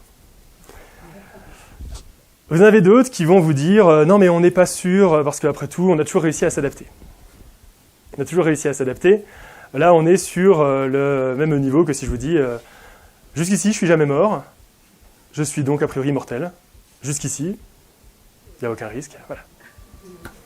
Ça fonctionne très bien. On est sur de très bons raisonnements. Ah, puis il y en a des classiques aussi. Tu sais qui d'autres étaient végétariens avec vous qui essayez de faire la propagande pour arrêter de manger de la viande? Adolf Hitler. Celle-là, on s'en lasse pas. Ah, puis vous avez... non mais, vous êtes en train de bloquer la BNP. Mais vous savez que la BNP, elle donne 10 millions d'euros chaque année pour l'inclusion des personnes trans dans les milieux professionnels. Et c'est très bien. Et je souhaite qu'elle continue. Mais je souhaiterais aussi qu'elle arrête avec ses 43 milliards d'actifs dans les fossiles. Et là, on est sur un problème d'ordre de grandeur entre les millions et les milliards. Il y a 2-3 personnes qui ont du mal à faire rien. Il faut s'imaginer donc 1 million de secondes. Combien de temps ça dure à peu près ? Ça dure à peu près 1 million de secondes. Alors ça, c'est une réponse de mathématicien. Ça dure à peu près 10 jours. 1 milliard de secondes. Ça dure à peu près 33 ans. Les millions et les milliards, c'est pas pareil, quoi. On ne mélange pas normalement comme ça. Puis après, vous avez tous ceux qui vous expliquent qu'on va faire de l'efficacité énergétique, qu'on va faire de l'innovation à nouveau. Alors l'innovation, je l'ai toujours... En fait, on l'a toujours fait. On a toujours fait de l'innovation. Dès qu'on peut, regardez les téléphones. Il y a eu plein d'innovations entre les téléphones d'il y a 20 ans et maintenant. Est-ce que vous avez l'impression, admettons que ce téléphone soit 100 fois plus puissant qu'un téléphone d'il y a 10 ans. Avez-vous l'impression qu'on l'utilise 100 fois moins qu'il y a 10 ans? Il y a plein je veux dire, c'est très con et on a tout le temps ça. Le capitalisme va amener les gens à essayer de toujours innover, effectivement, mais pas pour rendre le même service à moins cher. Pas pour juste faire la même chose et s'arrêter. L'espèce de démarche de progrès, c'est des voitures toujours plus lourdes, c'est des téléphones toujours plus efficaces, c'est des nouvelles applications en continu. Enfin, à aucun moment, on se dit, c'est assez confortable, on s'arrête. Et maintenant, on fait juste de l'efficacité. Mais non, vous en avez quand même pour vous dire, mais on va innover, on va faire de l'efficacité. On va réussir en fait à avoir la même chose en n'ayant pas les conséquences, en n'ayant pas les problèmes. Alors moi, j'entends un peu... quand j'entends ces discours-là, ça me fait penser à ceci.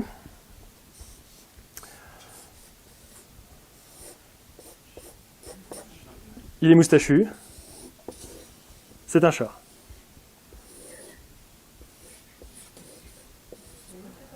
Ok. Vous noterez les progrès. C'est un chat. Oh, les yeux. Non, c'est un nuisible. Vous pouvez remplacer vos chats par des lapins. C'est l'alternative végétarienne au lapin, je trouve. Bon, vous avez donc votre chat. Il a une tête de méchant dans ce pion. C'est horrible. Le chat possède une propriété extrêmement intéressante. Tant que vous le jetez en l'air et qu'il est vivant, il retombe sur ses pattes. La tartine beurrée possède une propriété particulièrement intéressante aussi. Lorsque vous la jetez en l'air, elle retombe du côté beurré. Accrochez donc une tartine beurrée à un chat vivant. Jetez l'ensemble en l'air. Vous aurez donc a priori un dispositif qui ne cesse d'essayer de voir de quel côté il retombe. Il n'y arrivera donc pas et tournera sur lui-même. Il vous suffira donc, par innovation technologique, de trouver un système d'aimant que vous pourrez accrocher sur différentes parties de votre félin. Avec un stator que vous mettez autour, voilà, vous faites passer. Il faut maintenir le chat en vie, hein, comme ça. Et là, vous avez de l'énergie a priori à l'infini. Pour maintenir le chat en vie, on peut imaginer un projecteur de croquettes qui arrive à enfin, bon. J'entends globalement ça quand on me parle d'innovation, parce que. Mais il faut imaginer qu'en fait, en matière d'innovation, on est très puissant. Vous avez le bikini connecté, qui est une véritable innovation, qui vous permet de savoir à quel moment vous avez trop cuit sur le côté et il faut vous retourner. Vous avez la robe connectée, la garde-robe connectée, qui vous permet de vous dire quelle robe vous n'avez pas portée depuis longtemps.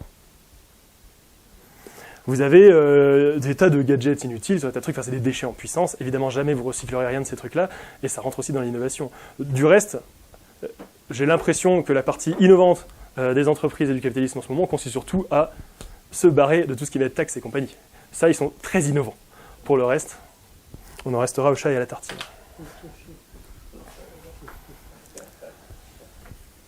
Bon. Du coup, je vais me battre un peu dans les militants climat. Ça va durer un certain temps parce que j'y suis plutôt bien, j'ai des copains. Mais finalement, il n'y a rien qui change, c'est toujours les mêmes débats, c'est toujours les mêmes discussions. En interne, c'est toujours pareil. Ça se frite nucléaire, pas nucléaire, ça se frite véganisme, ça se frite avoir des enfants, pas avoir des enfants. Ça considère pas Jamais on va réussir à parler à des couches qui ne sont pas les nôtres en fait. On va rester entre nous, quoi. On va rester entre nous, on est en centre-ville et c'est très bien. Mais du coup, rien n'avance. Rien n'avance, et ben moi du coup, là-dedans, je vais me sentir quand même très seul, quoi. À essayer de chercher un peu une autre forme d'écologie qui soit un peu plus proche des personnes, un peu plus proche aussi de la campagne, parce que moi j'ai grandi dans la nature, j'ai grandi plutôt en montagne. J'ai l'impression que là-bas, l'écologie, elle consiste à débarquer avec un SUV électrique dans ton chalet dans lequel tu vas 2 semaines par an. Enfin, c'est pas très écolo, quoi. Bon.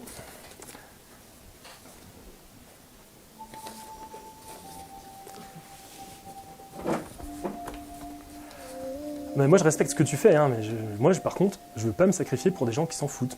Et moi, je suis d'avis, on enterre 25 kilos de riz près d'un refuge en montagne, on se prépare si jamais ça pète, mais je veux pas me sacrifier. Après, on a la maison, quand même, on peut la réaménager, on va rester ensemble ici au moins pendant 10 ans, le temps que Fabien finisse sa scolarité. Bon, les gars, en vrai, allez, on pète ce mur là, on refait la salle de bain, on se prend un mois tous ensemble, on travaille le jour, on joue à l'ordi la nuit. Pour les 18 ans de Fab, vas-y, on part un mois en Islande, juste tous les 4. Non, par contre, pas d'avion. Hein, moi, ça fait pas, pour moi, ça fait pas partie. Je veux dire, dans le voyage, il y a tout, le trajet, ça en fasse partie. Qu'on se fasse chier à 4 dans le bateau, c'est une partie de l'aventure.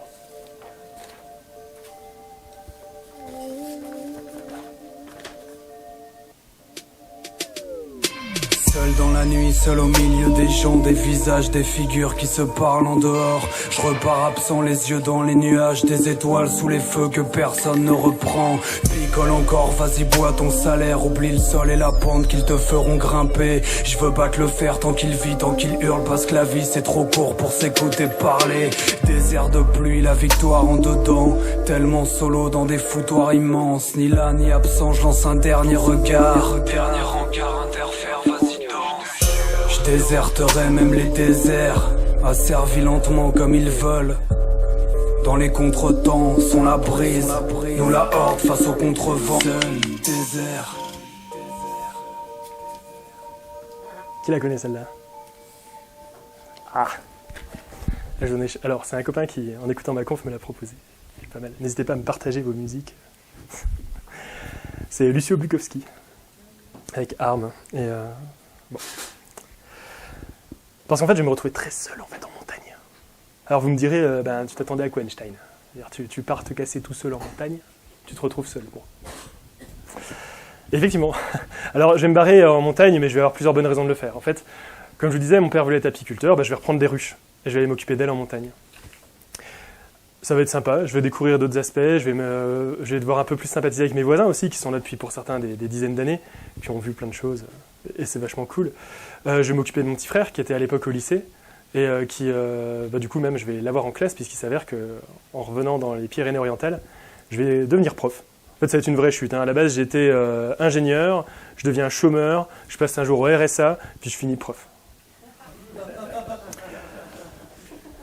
Bon, en vrai, c'est le seul boulot qui, jusqu'ici, j'ai vraiment trouvé avoir été utile.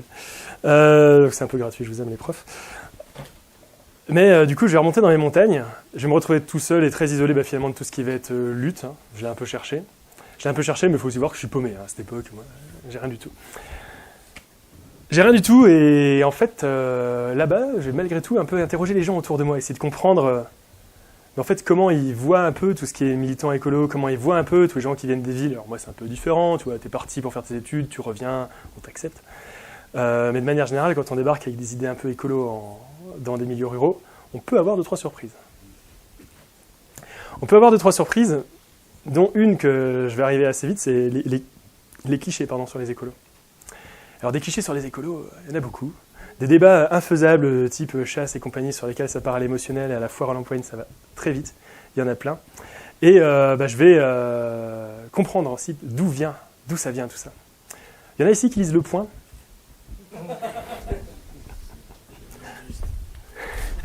Et bien c'est chez le dentiste, en l'occurrence c'est chez mon généraliste, que je vais découvrir Jean de Carvisio de Carvesdoué. Double particule. Jean de Carvisio de Carvesdoué est quelqu'un qui en fait écrit des articles, qui écrit des petits éditos, des petits billets d'humeur, on va dire, sur Le Point. Et il est génial. Pour vous le présenter, il est né en 1944 à Lannion, c'est un économiste de la santé. C'est un économiste de la santé, titulaire de la chaire d'économie de gestion des services de santé du Conservatoire national des arts et métiers, membre de l'Académie des technologies, directeur général des hôpitaux. Il a une formation, il est docteur en philosophie et il est officier de la Légion d'honneur. Beau CV. Vous connaissez le point commun entre un anus et la Légion d'honneur? Les deux sont petits, rouges fripés, vous avez souvent une grosse merde derrière. C'est piqué à Pierre-Emmanuel Barré. Donc il écrit une dystopie où il se demande en fait à quoi ressemblera la France en 2026 après l'élection du terrible, de la femme, de l'ennemi du capitalisme, Yannick Jadot bien entendu. Donc que deviendra la France en 2026 si Yannick Jadot est élu selon un éditorialiste du Point? Le nombre de naissances est en chute libre 9 mois après que le Parlement français, à l'instar de la Chine, a voté une loi enfant unique pour limiter les gaz à effet de serre qu'accompagne le passage sur Terre des humains. Les aides sociales cessent d'être versées à la naissance du deuxième enfant et les parents doivent payer une lourde taxe et ne peuvent plus inscrire leurs enfants dans les écoles publiques. Je sais pas où il vit.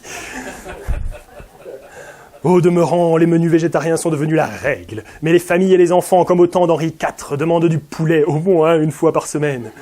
Du fait de l'interdiction des OGM, le coût des importations de coton a augmenté. La laine n'a pas non plus bonne presse, car on considère que tondre les moutons est une violence faite à ces pauvres bêtes. Dès 2021, le gouvernement a interdit les liaisons intérieures aériennes entre deux villes si elles sont accessibles par train en moins de 5 heures. On aurait pu dire 10. Comme la 5G est également interdite en France, tous les chercheurs, tous les créateurs, tous les bureaux d'études ont déménagé. Voilà. Bon, allez, c'est comme ça sur 2 pages. Enfin, la conclusion vaut quand même le coup. Le zéro pesticide a aussi fait la joie des poux. Il n'épargne plus les adultes. Les hommes se rasent. Les femmes les plus coquettes tentent sans succès des décoctions à base de plantes. Et sur Internet, on trouve des tutoriels dont le fameux « Comment mieux s'épouiller que les babouins ?» Le Tour de France, banni de Lyon par son maire en 2020, a vu cette interdiction s'étendre à la France entière. Il s'appelle désormais le Tour d'Allemagne. La Marseillaise, trop belliqueuse, a été remplacée par un poème de Greta Thunberg. Avec pour fond sonore une bande reproduisant des cris de dauphins et des chants d'oiseaux. Mais heureusement, comme l'avait promis Yannick Jadot dans sa campagne en 2017, le cannabis est autorisé. On reste sur le point. Toutes ces difficultés se noient donc dans un brouillard psychédélique qui permet d'attendre le printemps. Quand ce que vous voyez, c'est les caricatures de posture, les caricatures de débat qui peuvent avoir lieu, enfin, forcément. J'étais en ville, j'ai été dans une grande boîte, j'étais dans une petite entreprise, j'ai tenté de bosser à l'Éducation nationale, j'ai tenté de plus bosser, de rester tout seul chez moi, j'étais en campagne, en cambrousse paumé. À ce stade, je suis vraiment assez paumé et j'ai plus vraiment beaucoup de solutions. Alors, quelle solution me reste-t-il ? Pas faire une conférence gesticulée, mais non, avant, voyons, il y a la quête de l'écologie intérieure. Me rapprocher un peu des énergies de la Terre et tout. Alors, je vais me retrouver dans un éco-village. Donc il s'agit d'un éco-forum sur l'éco-conception d'éco-projets qui a lieu dans un éco-village, qui est en Ariège. Bon, quand vous avez autant d'écho sans le moindre écho, ça fait sûrement d'écho. Et disons que ça va ressembler à un truc comme ça.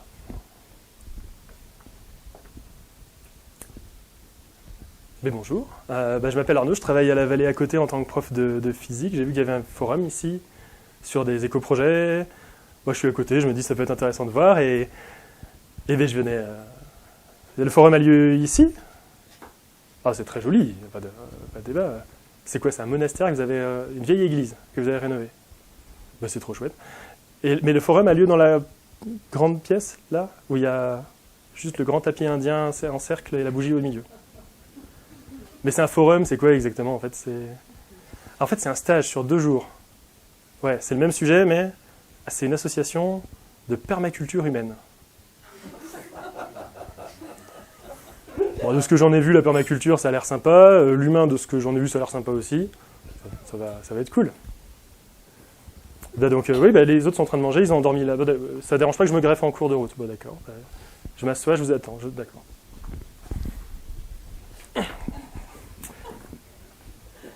Faut se tenir. Bon. Confortable coussin. Donc, ils disent rien. On va se saluer en se regardant droit dans les yeux, sans rompre le regard tant que l'autre n'est pas d'accord. Mais sans dire un mot. Bon.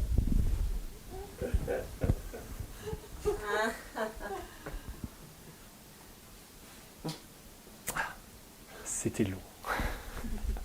C'était long. Alors, à la base, j'aurais dû venir avec mon petit frère, qui a eu la grippe ce jour-là, et heureusement. Et genre, moi, je suis un caméléon, hein, ça va, je pouvais faire le clown en entreprise, je pouvais m'intégrer là. Avec mon frère, j'aurais jamais assumé. C'était au début de la journée, donc bon, voilà, on casse les regards et tout, on se rencontre, d'accord, très bien. Après, on va faire des exercices, on va briser les murs énergétiques, ramener les énergies de la Terre, nous, faire des câlins aux arbres. On va ranger notre téléphone portable dans une boîte en plomb, parce que c'est dangereux, les ondes électromagnétiques. Si jamais vous mettez pas de crème solaire, vous devez savoir. Normalement, les ondes électromagnétiques, c'est dangereux. Mais pas le plomb. Non, le plomb, c'est parfait. C'est naturel. Hein. Donc, non, je sais pas. Il va y avoir. Et puis, il y a quand même 2-3 morceaux de bravoure à base de. Donc, moi, à l'époque, je suis apiculteur. Hein. J'ai beaucoup repris les ruches dans la montagne. Petite revanche personnelle, voilà. Et je me souviens à un moment avoir lancé le débat par rapport aux frelons. Parce que moi, j'ai des frelons asiatiques. Alors, ils montent pas jusque tout en haut, mais en bas, près de Perpignan, on se fait vraiment bien attaquer par les frelons. Sauf qu'à l'époque, les traitements chimiques sont interdits, donc on est là un peu à souffrir, et bon, moi, en l'occurrence, je me carapate en montagne. Et alors, il y a une meuf d'une 50aine d'années qui me pose une question à laquelle je ne m'étais jamais interrogé, c'est « Mais est-ce que tu as pensé à faire venir un chaman pour qu'il parle au frelon ?» Est-ce que on a un peu... Enfin, ça se trouve, il parlera au frelon pour lui expliquer qu'il te perturbe et qu'il fait des énergies négatives, et que du coup, ce serait bien qu'il aille se faire cuire le cul, moi j'en sais rien. Enfin, en tout cas, voilà, que le frelon aille ailleurs. Donc du coup, c'est une très bonne idée, mais c'était un peu cher pour une consultation par téléphone, donc j'ai pas forcément essayé cette option-là en premier.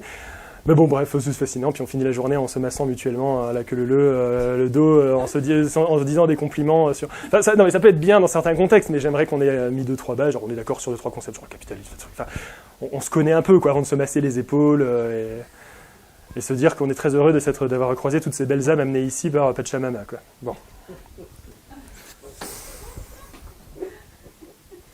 Je vais rentrer chez moi ce soir-là après avoir pris moult notes sur mon téléphone, parce que à un moment c'est un sujet d'anthropologie, quoi. Mais vous noterez que je suis pas beaucoup avancé, quoi. Je suis pas beaucoup plus avancé. Non, parce que fondamentalement, moi je veux bien qu'il y ait besoin de peut-être faire moins de maths et moins de calculs économiques complètement cons, et de mettre un peu plus de philosophie, un peu plus de littérature. Je veux bien qu'il y ait besoin d'un peu de spiritualité, mais à un moment on est peut-être allé dans l'excès inverse, quoi. Il y a peut-être un juste milieu à trouver. Donc là, je rentre chez moi. Hein. Je rentre chez moi dans ma voiture. Sans solution.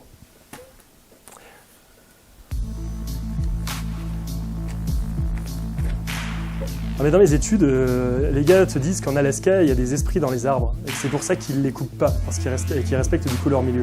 Moi, je veux bien, hein, mais j'ai pas vraiment besoin d'avoir l'esprit de mon père dans la forêt d'à côté pour pas vouloir qu'on la rase pour construire des maisons pour les touristes, quoi. Ce qui me gonfle, c'est qu'on a échangé des prophètes de la technologie de Toulouse contre des gourous locaux. Mais putain, les ficelles sont toujours aussi grosses. J'ai rien contre tes nouvelles croyances, hein, mais tu vois bien que le nouveau compacta, il est tout pété. Il se passe quoi si les énergies, les ondes et compagnie, ils ont pas de chakra aligné? On fait quoi? On abandonne, on fait rien, on rentre chez nous? Tu te poses des questions, mais pour y répondre, y'a que le bruit d'une civilisation qui s'effondre et les discours enflammés des technoprophètes, sans personne qui puisse arrêter le chronomètre. C'est assez tragique, y'a pas débat puisqu'on sauvera pas le monde avec des mathématiques. Mais les dés furent jetés quand nos parents choisirent de nous apprendre à compter avant d'apprendre à lire. Et les gens préfèrent les dealers d'espoir qui leur laissent croire qu'ils écrivent leur histoire. Vous serez jamais libre, alors aimez vos chaînes et allez donc danser sous ces éoliennes. La nouvelle croissance, elle est belle, elle est green. Perpétrer des crimes, récupérer des primes. Les panneaux solaires, c'est pas trop cher. Ça coûtera juste une ou deux calottes polaires. Mais personne veut retourner à la bougie, même si ça faisait quand même... Vous connaissez celui-là? C'est Zippo, celui dont je parlais au tout début. Faut être un peu accroché pour l'écouter, en général, mais il est vraiment très très bien. Bon, moi je suis perdu entre d'un côté des endormis et de l'autre côté des espèces de somnambules. C'est très bien, j'ai pas vraiment de solution. Et là il y a un truc qui me heurte dans cette histoire-là. Il y a un truc qui me heurte dans cette espèce d'histoire de tout ce qui va être ésotérique et compagnie. C'est le rapport un peu que ça peut entretenir avec la science, et le rapport que ça peut entretenir avec les connaissances climatiques. Moi là-bas j'ai une formation scientifique, j'ai repris des études ensuite sur l'adaptation au changement climatique et vraiment la partie en sociaux de ces trucs-là. Dire bon, j'ai 2-3 billes, mais là je suis désarmé, j'ai pas grand-chose. J'ai pas grand-chose, et d'autant plus que en parallèle, je vais reparler un peu de ma mère. Ma mère a une maladie grave, une maladie neurodégénérative sur laquelle on ne sait pas grand-chose. On ne sait pas grand-chose et il n'y a pas beaucoup de médecins, il n'y a pas beaucoup de cadres, quoi, finalement. Au tout début, je vous l'ai raconté tout à l'heure, ma mère va rester chez elle et va tenter, après la mort de mon père, d'essayer de reprendre le contrôle de la famille et d'essayer de faire de son mieux, de reprendre son rôle de mère et d'assurer pour nous, quoi. Elle voit bien que ça va être compliqué, elle voit bien que la place qu'on perd... bref, qu'il va y avoir besoin de prendre le lead. Mais elle est malade. Et elle est atteinte d'une maladie de Parkinson, et quand vous venez de perdre votre mari, plutôt, et quand, du coup, vous êtes dans une situation financière qui est compliquée, parce que mes parents ont toujours vécu endettés, vous êtes très rapidement anxieux. Et ma mère est devenue très anxieuse, et va être suivie en psychiatrie. Et moi, quand mon père meurt, je vais essayer de faire le lien, je vais essayer de parler au psychiatre, je vais essayer de parler au neurologue, et je vais essayer de comprendre qu'est-ce qu'on peut faire pour l'aider, en fait. Parce que autant avant, avec mon père, ils allaient voir un neurologue et un psychiatre tous les 3 mois, autant moi je suis en études à Marseille, Et je reviens de centrale allez, j'essaye comme je peux tous les 2 mois, mais je peux pas du coup être là pour suivre le traitement médicamenteux. Donc ce que je vais faire, c'est ce qu'a priori normalement tout le monde fait, c'est-à-dire je vais écouter les médecins, et je vais écouter, et je vais donner ma mère, entre guillemets, à la science, entre guillemets. En tout cas, je vais me fier à eux pour suivre l'évolution de la maladie. Alors, ça va au début pas trop mal. Moi, je suis ma mère, je vois qu'elle a des traitements, je vois qu'elle a des rendez-vous. On met en place, alors c'est un bordel logistique, vous imaginez bien, de coordonner le taxi avec l'assistante sociale du machin, avec de l'autre côté le centre médico-psychiatrique, avec le neuro qui est en bas. Enfin, c'est un certain bazar, mais on s'en sort. Premier hiver passe, ça se frite avec mes frères, c'est compliqué. Et en fait, ma mère, on se rend compte qu'elle ne peut plus vivre seule. Elle ne peut plus vivre seule, on a besoin de l'amener dans un foyer logement. Un foyer logement, une résidence qui n'est pas tout à fait médicalisée, mais où il y a quand même des gens qui tournent autour. Le deuxième hiver arrive, et elle voit bien que la situation lui échappe, elle voit bien qu'elle n'arrive pas à reprendre le contrôle, elle voit ses enfants partir, elle n'arrive pas à nous aider, ça la torture, et sa maladie continue d'évoluer, et elle perd de plus en plus ses capacités. Elle perd ses capacités jusqu'à ce que même la résidence dans laquelle elle était se dise on ne peut plus suivre, on ne peut plus évoluer, enfin, on n'est pas adapté. Il l'envoie au SAMU qui évidemment l'envoie en hôpital psychiatrique parce qu'ils ne savent pas quoi en faire. Alors là, c'est l'hôpital psychiatrique, ils reçoivent une femme 57 balais qui est en crise mutique et qui a du Parkinson et qui a des antidépresseurs et ils font quoi ? En gros, c'est soins sous contrainte. Je vais recevoir un appel qui va me dire écoutez, monsieur Ambalberg, voilà, votre mère est hospitalisée à Thuir. J'ai besoin d'avoir votre autorisation pour faire des soins sous contrainte, parce que donc c'est être attaché et puis avoir des médicaments un peu de force. Parce que de toute façon, si vous ne me donnez pas l'autorisation, je demande à la procureure et la procureure sera d'accord. Bon, je suis d'accord. Du coup, je suis d'accord, et là, ça va être la foire, parce qu'en fait, ils savent pas ce qu'ils font, et ils sont complètement en train de traiter les symptômes. Ils voient qu'elle est agressive, ils lui mettent des calmants. Ils voient que du coup elle est complètement apathique, ils essayent de la rebooster en mettant un truc, mais il n'y a aucune cohérence, il n'y a pas de suivi médical, il n'y a pas de lien avec ce qui se faisait auparavant, quoi. Et ça va mettre 1 an avant que j'arrive à faire, avec une astuce fascinante qui consiste à faire croire que vous avez une personne handicapée chez vous, parce que c'est sectorisé la psychiatrie. Vous êtes dans un département, vous ne pouvez pas en bouger. Du coup, d'un seul coup, ma mère, elle habitait chez moi et je ne pouvais pas la gérer. Du coup, elle était hospitalisée d'un seul coup à Toulouse. Bon, bref. Je me retrouve donc à essayer à ruser comme je peux pour avoir ma mère près de chez moi à Toulouse, pour pouvoir un peu plus la suivre, et pour pouvoir accompagner les équipes soignantes, qui ne savaient pas ce qu'elle avait, qui ne savaient pas quoi faire. Bon, d'accord. Ils essayent tout. Ma mère perd complètement la mémoire, elle perd l'usage de ses jambes, elle va... En fait, je pense que sa mémoire va flasher parce que c'était super traumatisant comme époque, quoi. Super traumatisant, mais au bout d'1 an, ils changent un peu les médicaments, etc., et ils arrivent à la faire sortir. Et là, c'est un peu le deuxième chapitre. Parce qu'on se retrouve avec ma mère qui a repris conscience, mais qui a perdu l'usage de ses jambes, et qui est toujours atteinte de maladies psychiatriques et de troubles neurologiques. Les médecins me disent, ça va aller, on a le traitement de Toulouse, très bien, vous pouvez la renvoyer en une famille d'accueil dans les Pyrénées-Orientales. Alors, je trouve une famille d'accueil dans les Pyrénées-Orientales, ça coïncide avec le moment où je me barre de Toulouse, et je vais dans les Pyrénées-Orientales, entre autres pour ça. Et qu'est-ce qui va se passer ? Pendant 2 ans, elle va avoir une famille d'accueil qui est super sympa, qui va tout donner pour essayer de l'aider, mais qui n'aura jamais le tampon. C'est une famille d'accueil, c'est pas une infirmière, c'est pas une psychiatre. Elle verra bien les moments où ma mère va perdre en cognition, elle verra bien les moments où ma mère est en train de perdre les pédales, et tout ce qu'elle pourra faire, c'est solliciter le psychiatre, qui s'en branle royalement, très globalement, parce que il la voit a priori tous les mardis au CMP, il n'a jamais l'air de vouloir changer quoi que ce soit, ça a l'air d'aller. Je tente un peu tout. Le psychiatre en libéral. Génial. 1 heure à essayer d'expliquer le problème. Je refais tout ce que je sais de la situation depuis la mort de mon père. J'explique les différents médicaments, les différents traitements, tout. Au bout d'1 heure, le gars me fait écoutez, merci. Au revoir. Mais vous voulez pas prendre ma mère du coup et essayer de suivre un peu mieux ? Ah non, trop compliqué. Pourtant, avec tous les médicaments qu'elle enfilait, avec tout le matériel médical spécialisé qu'il y avait, mais elle vous en gérait du PIB. Elle en générait. Mais pas assez pour du coup, a priori, ce psychiatre en libéral. Ou peut-être c'était vraiment juste trop compliqué. J'ai l'éducation nationale aussi. Alors eux, c'est tous les 6 mois, il faut vérifier que ma mère est bien incapable de travailler. Parce qu'il y a besoin d'avoir le congé longue maladie renouvelé. Alors sinon, il y a quelques indices. Elle est en famille d'accueil, elle est continuellement en fauteuil, elle a un handicap à plus de 80% selon la MDPH. Je sais pas. Elle prend des médicaments dont l'ordonnance est renouvelée toutes les semaines. Ça peut être des petites pistes d'indices comme quoi elle ne peut pas retourner travailler auprès d'enfants de petite et de moyenne section. Mais non, à chaque fois, il faudrait que j'aille poser des jours quand je travaillais, puis que je prenne juste ma bagnole pour le reste, où je la charge, j'emmène jusqu'à Narbonne, jusqu'à Montpellier, selon les différents endroits. On voit un médecin qui la regarde, qui fait « Ouh, ouais ». On est d'accord que je signe juste le papier et... Ouais, de toute façon, j'imaginais pas forcément avoir beaucoup plus, quoi. Ça aurait été dommage d'un seul coup proposer un suivi cohérent. Alors, ça va durer 2 ans, puis au bout de 2 ans, comme je vous disais, il va y avoir l'accoutumance aux médicaments, puis sa santé va complètement décliner. Ça va être un peu compliqué parce que la famille d'accueil qui était là depuis le début et qui était très aidante, très aimante, se retrouve petit à petit à être très conflictuelle parce que ça va plus. Et il n'y a pas vraiment de piste de solution.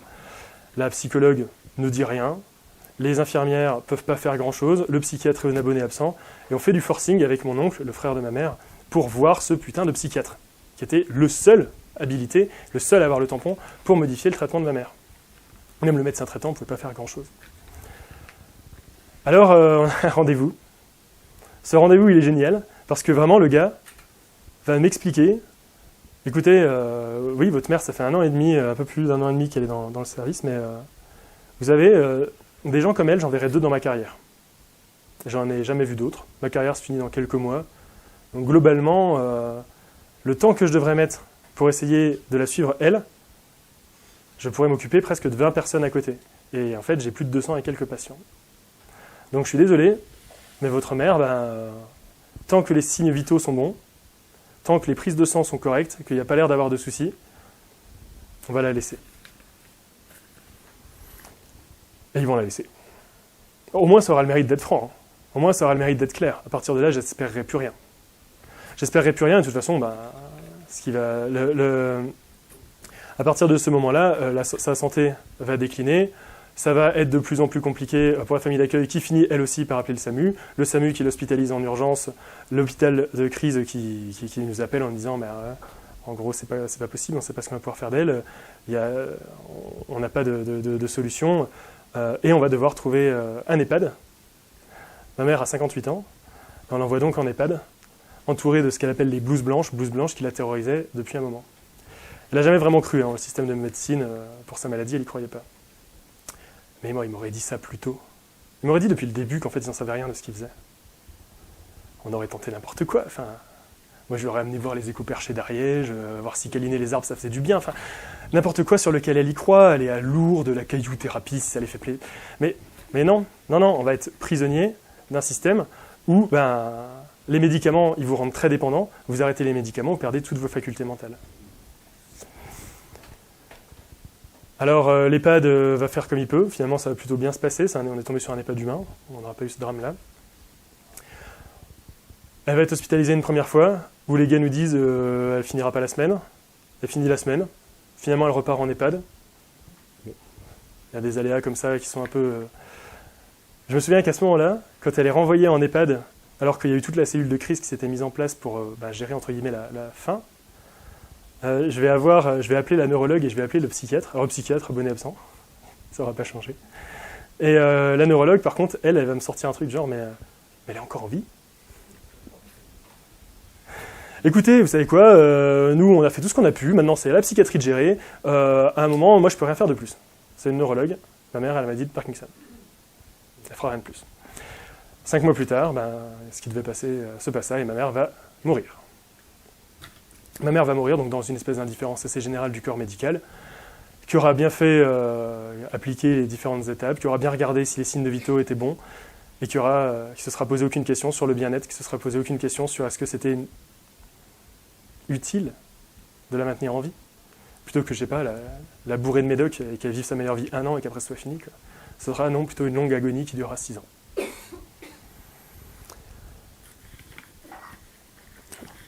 Bon, pourquoi moi je vous raconte ce truc ? Ma mère, on lui a privé en fait sa capacité de détermination. En fait. Elle n'a pas eu le choix. Qu'une fois rentrée dans le système médical, elle a dû y rester. Il contrôlait rien, il savait pas ce qu'il faisait, et on a avancé. Puis à un moment, on a constaté que de toute façon c'était foutu, c'était trop tard, on restait là où on en était, puis on attendait la fin en prenant des palliatifs.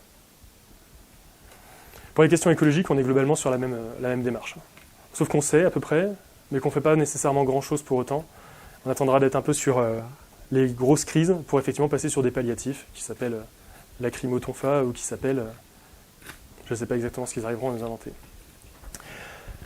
Quand ma mère va mourir,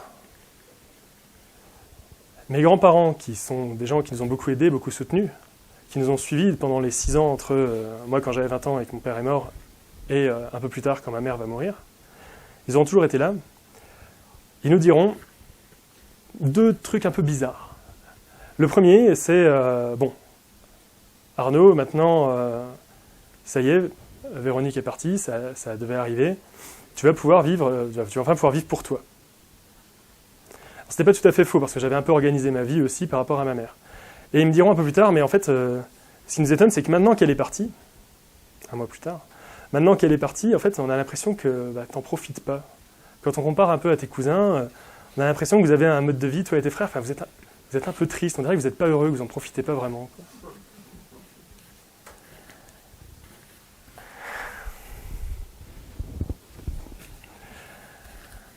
Ouais, c'est facile d'en profiter.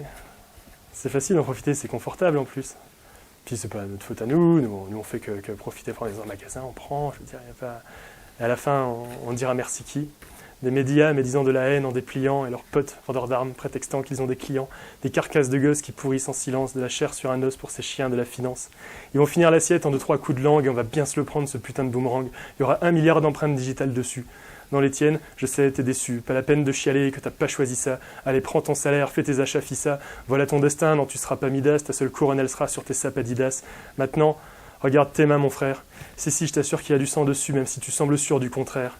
Il y a du sang sur la bouffe qu'on importe par tonne et il y en a plus sur tes choses que ton empreinte carbone. C'est des geysers de sang qui jaillissent des plateformes et c'est du sang qui dégouline de ton putain de smartphone. Toi, tu fais tes bails. Bah ouais, que Dieu te pardonne, entre la sienne et celle des hommes, ta morale slalom. On est né du bon côté de la planète, pas de bol pour les autres, on leur prépare un continent de plastoc. C'est toujours Zippo. Mais j'ai pas vraiment répondu ça parce que c'est compliqué. C'est compliqué. Et puis ouais, voilà, ils sont vieux, ils en profitent. Et pourtant, le symbole aurait été super beau, quoi. D'avoir des vieux qui viennent, qui comprennent déjà un peu l'angoisse que ça peut être, puis qui viennent et qui... Enfin, je sais pas si dans les manifs, dès qu'il y a des blocages, quand vous avez des vieux, c'est génial. Déjà, les flics ont peur de les casser. Et puis pour le symbole, enfin, je sais pas, il y a... Pas tous. Ils les cassent. Mais non, mais je sais pas, parce que mon papy... Je comprends la préoccupation, je comprends le souci, mais je me fiche bien de cette espèce de bonheur en plastique et de tous ces plaisirs un peu tristes qu'on peut avoir, qui ont toutes ces conséquences et qui sont appuyés sur des trucs dégueulasses. Mais c'est pas ça que je voulais. Moi, ce que j'aurais voulu, c'est avoir du temps. Avoir du temps pour m'occuper de mes frères. Avoir du temps pour ne pas avoir à sous-traiter la gestion de ma mère. Ça aurait été avoir du temps pour mieux rencontrer mes voisins. Ça aurait été avoir du temps pour m'occuper des abeilles avec mon père à l'époque. Ça aurait été de pouvoir un minimum plus vivre avec, je sais pas, de vivre en ayant un tissu local plus fort plutôt que de vivre principalement avec Internet pour les gens que je vais fréquenter. Ça aurait été, tellement de choses que je pouvais revendiquer, mais pas juste aller faire des allers-retours à s'amuser, à jouer au petit néocolonialiste dans des hôtels de luxe. C'est pas ma définition d'effectivement d'être heureux, quoi. Donc oui, on paraît peut-être triste à leur point de vue. Ouais, c'est ce mode de vie que je trouve triste.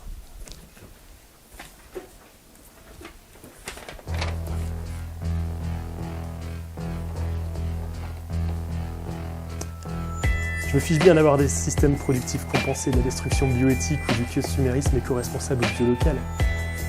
Enfin, il n'y a pas de transition écologique, c'est une accumulation. C'est au mieux neutre en carbone, c'est absolument pas social, pas solidaire. On change tout pour que rien ne change, on se demande comment, on se demande jamais pourquoi. Que dites-vous? C'est inutile, je le sais. Mais non, on ne se bat pas dans l'espoir du succès, non, c'est bien plus beau lorsque c'est inutile. La dignité du présent est ce qu'il nous reste de plus sûr face à l'improbabilité de victoire future de plus en plus hypothétique à mesure que notre civilisation change.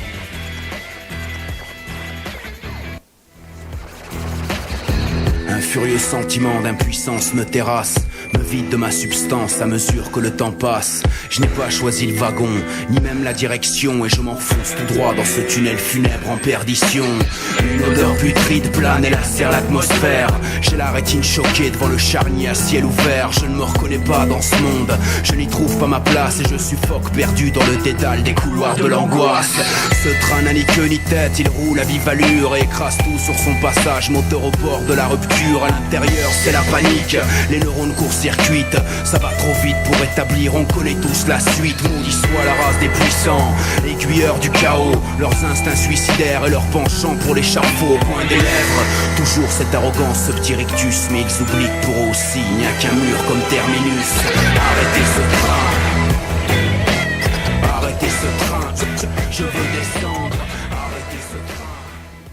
C'était le dernier qu'il a. Ouais, c'est la canaille. Arrêtez ce train. Bon, je vous ai posé plein de problèmes, je vous ai pas donné beaucoup de solutions. Lourd est le parpaing de la réalité sur la délicate tartelette aux fraises de nos espérances. Je vous ai pas donné je vous ai pas donné de solution, mais bon, vous avez compris. Moi, ma conférence, en fait, d'une certaine manière, elle est aussi un peu sur le deuil. Elle est sur le deuil parce que moi, avec ma famille, on a dû se réorganiser et retrouver de nouveaux critères de succès, de nouveaux critères pour lesquels on était heureux de se retrouver. Passer de l'imaginaire, j'imagine, enfin, je ne sais pas ce que nos parents nous auraient souhaité directement, je n'ai jamais vraiment pu échanger avec eux sur ces trucs-là, mais passer en tout cas de cette espèce d'idée du bonheur stéréotypé que mes grands-parents, eux, avaient, pour en reconstruire une autre qui nous intéressait. Retrouver du sens, d'avoir les liens tous les quatre ensemble dans la maison de la famille, qu'on aura finalement complètement transformé et qui nous ressemble à nous maintenant. On a dû se réorganiser, on a dû se redonner des nouveaux objectifs, des nouveaux pourquoi, en fait. Et en fait, tous ensemble, il y en a un autre de deuil qu'on va devoir faire. C'est la suite de ce monde.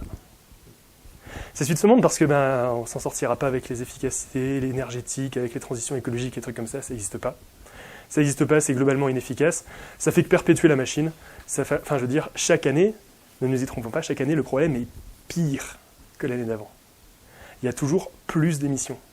Il y en a toujours plus. C'est pas on diminue trop lentement, c'est on continue d'accélérer. Il va falloir faire un deuil de ce monde. Et comment on va le faire ? Il y a un peu tout le débat qui est là. Voilà.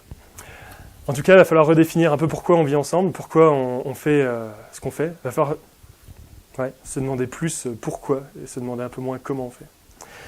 Alors, on sait ce qu'on perd. Moi, mon avis, c'est qu'on perd pas grand-chose. Enfin, c'est pas très grave. C'est des plaisirs tristes, c'est des trucs on s'en fout, c'est des déchets en puissance, c'est pas l'essentiel. L'essentiel, ils nous l'ont déjà pris. L'essentiel, on nous l'a marchandisé. L'essentiel, le fait de bien vivre, le fait d'avoir des relations sociales qui soient riches, le fait d'être... Aujourd'hui, c'est juste consommer. C'est pas vraiment... Moi, mon avis, c'est que c'est pas vraiment être heureux. Pas juste dans une certaine limite. En tout cas, dans une certaine limite. Alors, on va retrouver, je pense qu'on va retrouver l'essentiel, le temps, les voyages, ça prendra peut-être un sens complètement différent. Mais va falloir en discuter. Il va falloir en discuter parce que de toute façon, c'est pas des petits militants climat qui vont vous expliquer à des gens qui galèrent effectivement que à partir de maintenant, vous allez être heureux de ne pas partir en vacances à la mer et vous allez faire à la place autre chose. Ça va être un peu plus compliqué que ça. Et comment on va faire ? Pour moi, il n'y a pas beaucoup d'autres solutions que de faire de l'intelligence collective. Et moi, mon exemple, le seul que j'ai qui me raccroche un truc, que je me dis au moins il y a un vrai espoir, c'est quand on regarde la Convention citoyenne pour le climat. Vous prenez 150 gus, au hasard à peu près, dans l'ensemble. Dans l'eau, il y en avait forcément qui étaient gilets jaunes. Parce que je dis aux sympathisants gilets jaunes.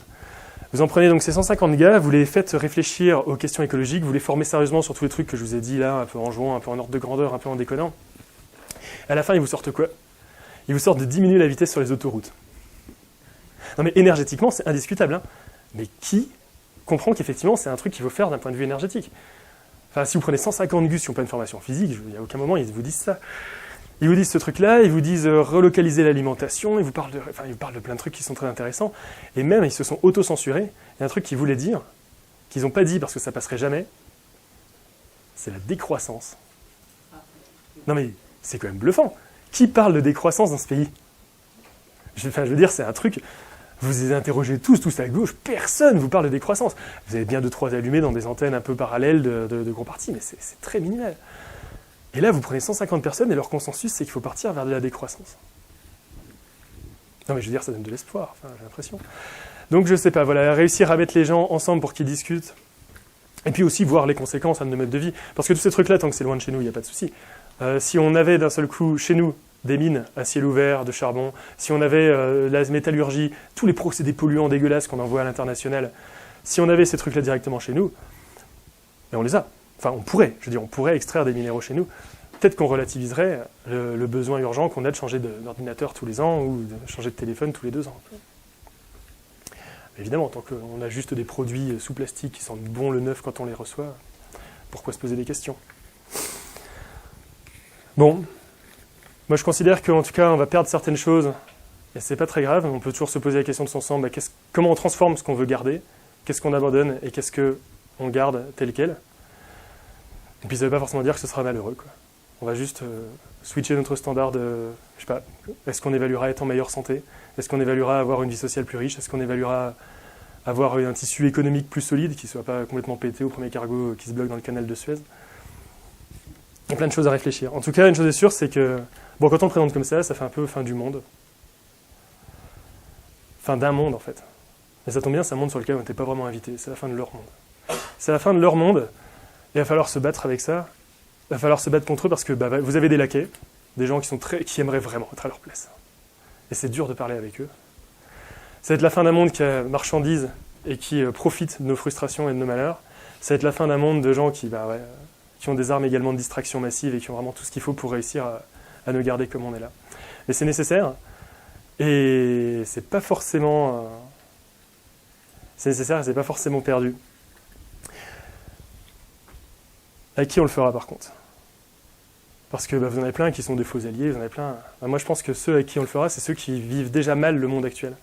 C'est ceux avec lesquels finalement avec les militants climat on n'a pas réussi à se mélanger. Dans ce monde, vous avez plein de gens qui souffrent, ils croulent de richesse, mais ils les distribuent tellement mal. C'est avec ces gens-là, que ce soit sur des luttes qui sont par rapport aux questions de genre, que ce soit sur des luttes qui sont par rapport à des questions qui moi m'échappent, que j'ai pas à vivre, que j'ai pas des oppressions que moi je vis. Ces gens-là veulent inventer un nouveau monde, et je pense qu'il va falloir véritablement les avoir avec nous, parce que sinon on sera condamné à laisser ça à des ingénieurs, ils vous régleront ça à coup d'efficacité énergétique et autres flexibilisation de la demande. Bon. Il y en a à combattre, il y en a beaucoup à rallier, et du coup, je ne sais pas ce que vous avez prévu de faire, mais il y aura peut-être des tensions là, qui vont réapparaître dans pas longtemps. Moi, j'y crois pas que ça va rester calme. Il va peut-être falloir réussir à aller les rejoindre et réussir à leur parler des questions écologiques, et réussir à comprendre aussi pourquoi ils sont là où ils sont, et les galères dans lesquelles ils vivent, pour réussir à inventer un monde ensemble. Parce que de toute façon, c'est pas avec les autres qu'on le fera. Et pour la dignité du présent, pour faire ce qu'il y a à faire, même si c'est peut-être avec peu d'espoir. Alors, je vais conclure sur les mots d'Ayam. À défaut d'argent, putain, donnons du temps. Dans nos bouches, le mot liberté devient insultant, car c'est les soldats qui le portent et non plus le vent, comme si le monde était peuplé de cruels sultans. Mécontent des schémas qu'on nous propose, je cultive maintenant les roses dans mon microcosme, mesure les dégâts minimes que mon micro cause. Ça ne peut qu'aller mieux, alors j'attends la fin de leur monde.